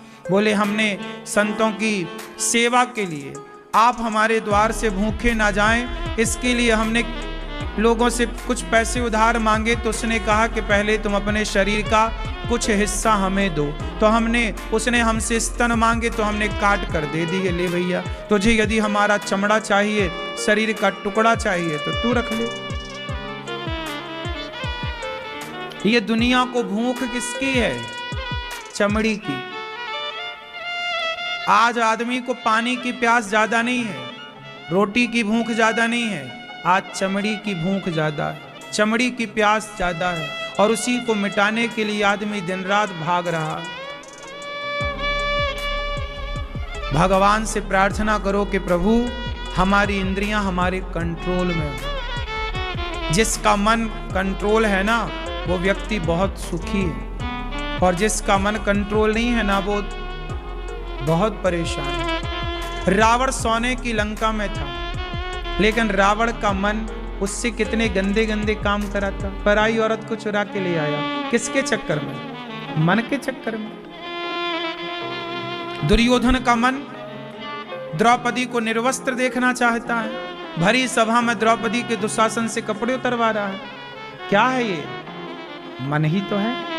इसलिए कहता हूं कि अपने मन को इतना चंचल ना बनाओ जितना चंचल रावण का मन था, दुर्योधन का मन। इनके मन की चंचलता ने इन लोगों का सर्वनाश कर दिया। ये मन है ना, ये तुम्हारा सबसे बड़ा दुश्मन है और ये मन तुम्हारा सबसे बड़ा दोस्त है। यदि मन तुम्हारे कंट्रोल में है तो तुम्हारा दोस्त है, और मन तुम्हारे कंट्रोल में नहीं है तो तुम्हारा मन तुम्हारा दुश्मन है। तुम्हें कोई परेशान नहीं कर रहा है, तुम्हें केवल तुम्हारा मन परेशान कर रहा है। माता धरा ने कहा कि मेरे शरीर का टुकड़ा देने से मेरे द्वार पर संतों की सेवा हो, तो मैंने संतों की सेवा की। संतों ने कहा माता तुमने हमारे लिए इतना रक्त बहाया, इसलिए तुम्हारी सेवा को भगवान ने उस माँ के भोजन में से थोड़ा सा भोजन स्वीकार किया। थोड़ा सा रोटी का टुकड़ा खाते हुए भगवान ने कहा माँ मैंने तुम्हारी इतनी सी रोटी खाई है, इस रोटी का टुकड़ा, इसका ऋण चुकाने के लिए अगले जन्म में मैं तुम्हारा बेटा बनकर आऊंगा। वही अच्छा पति मिला, अच्छा परिवार मिला, अच्छा बेटा मिला, अच्छे माँ अच्छे पिता मिले, कोई पुण्य किया होगा। आपका मन भगवान में लग रहा है, आपका मन पराई औरत पराई मर्द में नहीं जा रहा है, आपने कोई पुण्य किया होगा। यदि आपने पाप किए होते तो पाप के कारण आपको जीवन में इतना सुख ना मिलता। आज जो लोग दुखी हैं, रो रहे हैं, परेशान हैं, क्यों हैं? तुम्हारे रोने का कारण है तुम्हारा खुद का पाप। व्यक्ति जब दुखी होता है तो समझ लो कि उसके पाप उसे दुखी कर रहे हैं। जब व्यक्ति सुखी होता है तो समझ लो कि उसके पुण्य उसे सुखी कर रहे हैं। को ना काहू को सुख दुख कर दाता, निज कृत कर्म भोग सब भ्राता। हर व्यक्ति अपने किए का पुण्य सुख या दुख पाता है। इसलिए हम जो अच्छा करते हैं ना, हम उसी का अच्छा पाते हैं। हम जो बुरा करते हैं उसी का हम बुरा पाते हैं। समझ में आ रही है बात? इसलिए आप पुण्य करेंगे, आप सबका भला करेंगे तो कोई माई का लाल आपका बुरा नहीं कर सकता। माता यशोदा ने संतों को सेवा करी। देखो, सेवा का परिणाम आप जानते नहीं हैं, सेवा ही आपको सफल बनाती है। इसलिए निस्वार्थ भाव से आप कहते हो ना हम सबके साथ अच्छा करते हैं, हमारे साथ बुरा होता है। माता धरा ने तो सबको भोजन दिया, सबकी सेवा की, लेकिन उनके साथ क्या हुआ? उनके शरीर को काटना पड़ा। लेकिन उन्होंने ये नहीं कहा कि हम सबके साथ अच्छा करते, हमारे साथ बुरा हुआ। नहीं, ऐसा लगता है कि हमारे साथ बुरा हुआ, पर बुरा होता नहीं है। जब आप सबका भला करते हैं तो भगवान आपका भला करते हैं। आपको थोड़ा सब्र नहीं होता ना, सब्र हो तो उसका परिणाम आएगा। आप तुरंत चाहते हैं सब कुछ, हमने आज भला किया, हमारा भी भला होना चाहिए। अरे आज भला किया है आपका, आज आपने आम का पेड़ लगाया है आज, तो आम की फसल कब आएगी? आज ही आ जाएगी क्या? आज लगाए हो आम तो फल 5 साल बाद आएगा। फिर आम का फल पाने में 5 साल लगता है, तो फिर कर्मों का जो फल है वो तो आएगा, लौट के आना है। अच्छा भी आना है और बुरा भी आना है। गौरी गोपाल आश्रम में जो आप लोगों ने वृद्ध माओं की सेवा की, यहाँ आप लोगों ने संतों को अन्नदान किया, रसोई बंटवाई, अन्न क्षेत्र बंटवाया, ये सारा फल आपको मिलना है, इसका फल मिलेगा। आपने संतों को भोजन दिया है, इसका फल आपको मिलेगा, लौटेगा ये। बस अच्छा करते रहिए, करते रहिए। करते रहने से आप सदा भला करते रहिए, भला करते रहिए, भला करते रहिए, करते रहिए अच्छा काम, परिणाम आता है, उसका फल मिलता है। देर लगता है पर मिलता तो है ना। भगवान शबरी ने इंतजार किया, इंतजार किया, इंतजार किया, तो इंतजार सार्थक हुआ कि नहीं? राम आए कि नहीं? फल मिला कि नहीं? फिर शबरी माता ने भी अपने गुरु की सेवा की, सेवा के बल पर राम मिले हैं। शबरी की कोई तपस्या थोड़ी थी, केवल सेवा ही तप था उनका।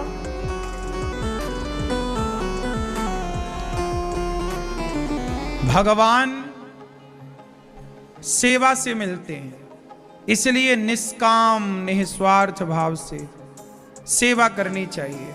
माता यशोदा ने एक दिन कन्हैया को दूध पिलाया। भगवान को दूध पीता हुआ छोड़कर मैया चूल्हे का चढ़ा दूध उतारने गई। भगवान ने सारी मटकियों को घर की चढ़ करके तोड़ दिया। भगवान को मैया ने पकड़ा, उखल से बांधा, पर 2 अंगुल रस्सी कम पड़ गई।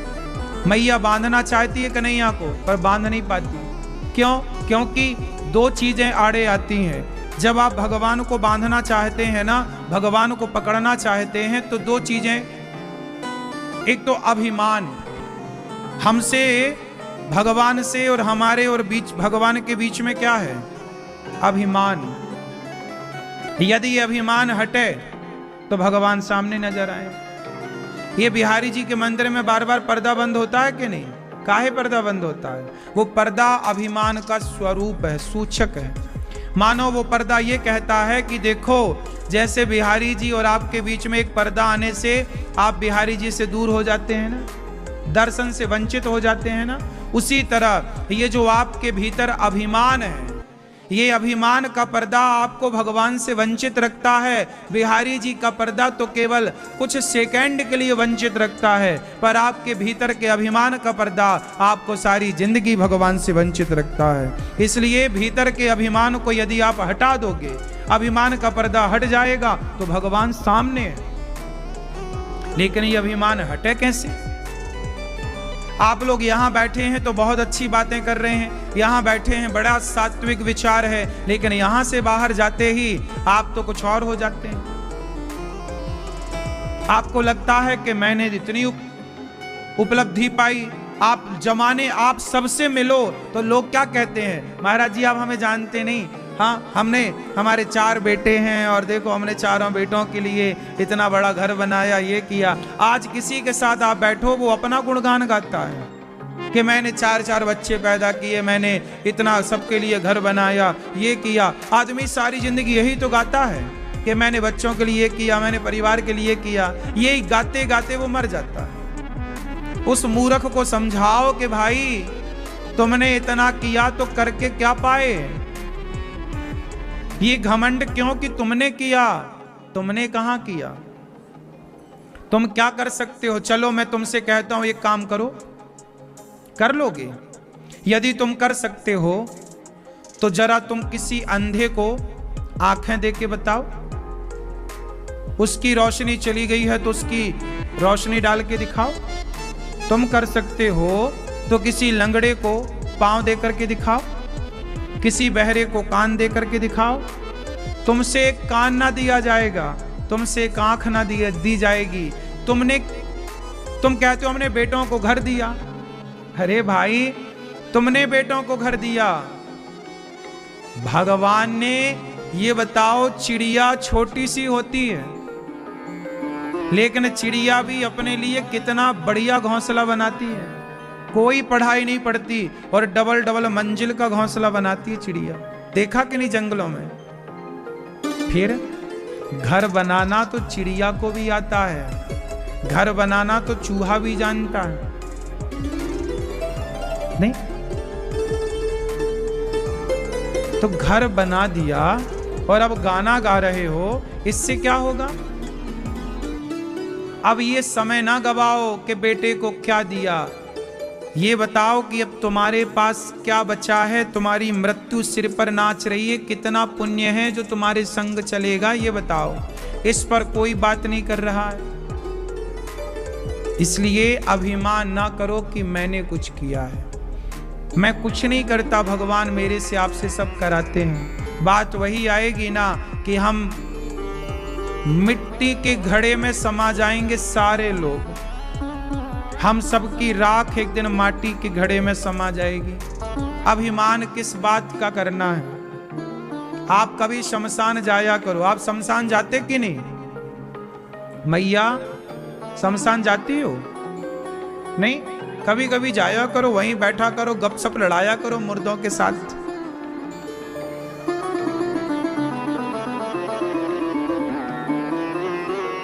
कभी शमशान जाओ, जलती हुई चिताओं को ध्यान से देखो कि आज चिता पे कोई और जल रहा है, कभी हम जलेंगे, कभी आप जलोगे, सबको वहीं जाके जलना है। इसलिए शमशान जाओ, सबसे बढ़िया जगह है शमशान, पवित्र जगह। शमशान जाओ, प्रेम से थोड़ी देर बैठो, जलती हुई चिताओं को देखो। तुम्हारा घमंड ना जल जाए चिताओं को जलता हुआ देखकर तो कहना। ये बड़ी बड़ी गाड़ियों का, बड़े बड़े बंगलों का, बड़ी शोहरत का घमंड करने वाले लता जी के आखिरी शब्द क्या थे जानते हो? लता मंगेशकर हमारे देश में, जिनको इतनी अच्छी, जिन्हें सरस्वती माँ कहा जाए तो आश्चर्य नहीं। लता मंगेशकर जी जब उनका आखिरी समय आया तो लता जी ने कहा कि मेरे घर में ब्रांडेड महंगे से महंगे कपड़े रखे हैं, लेकिन आज मुझे ये सरकार, ये हॉस्पिटल की ये ड्रेस वो पहननी पड़ रही है, जिसको पहन के वो ऑपरेशन इत्यादि हॉस्पिटल में नहीं कपड़े पहनाते। इतने अच्छे अच्छे मेरे पास ब्रांडेड कपड़े हैं, लेकिन आज हॉस्पिटल का ये टुकड़ा पहनना पड़ रहा है। खाने को मेरे पास इतना बेहतर बेहतर है, लेकिन आज मुझे केवल दवाई गोलियां खिलाई जा रही हैं। मेरे बैंक में इतना पैसा है, इतना बैलेंस है, लेकिन फिक्र है। मैं घर में, मेरे द्वार पर प्रोग्रामों की लाइन लगी रहती थी, देश विदेश से लोग मेरी चौखट पे पड़े रहते थे कि लता जी हमारे यहाँ चल के प्रोग्राम कर दीजिए। जो मेरी चौखट पे पड़े रहते थे, आज मैं हॉस्पिटल की चौखट पे पड़ी हूं।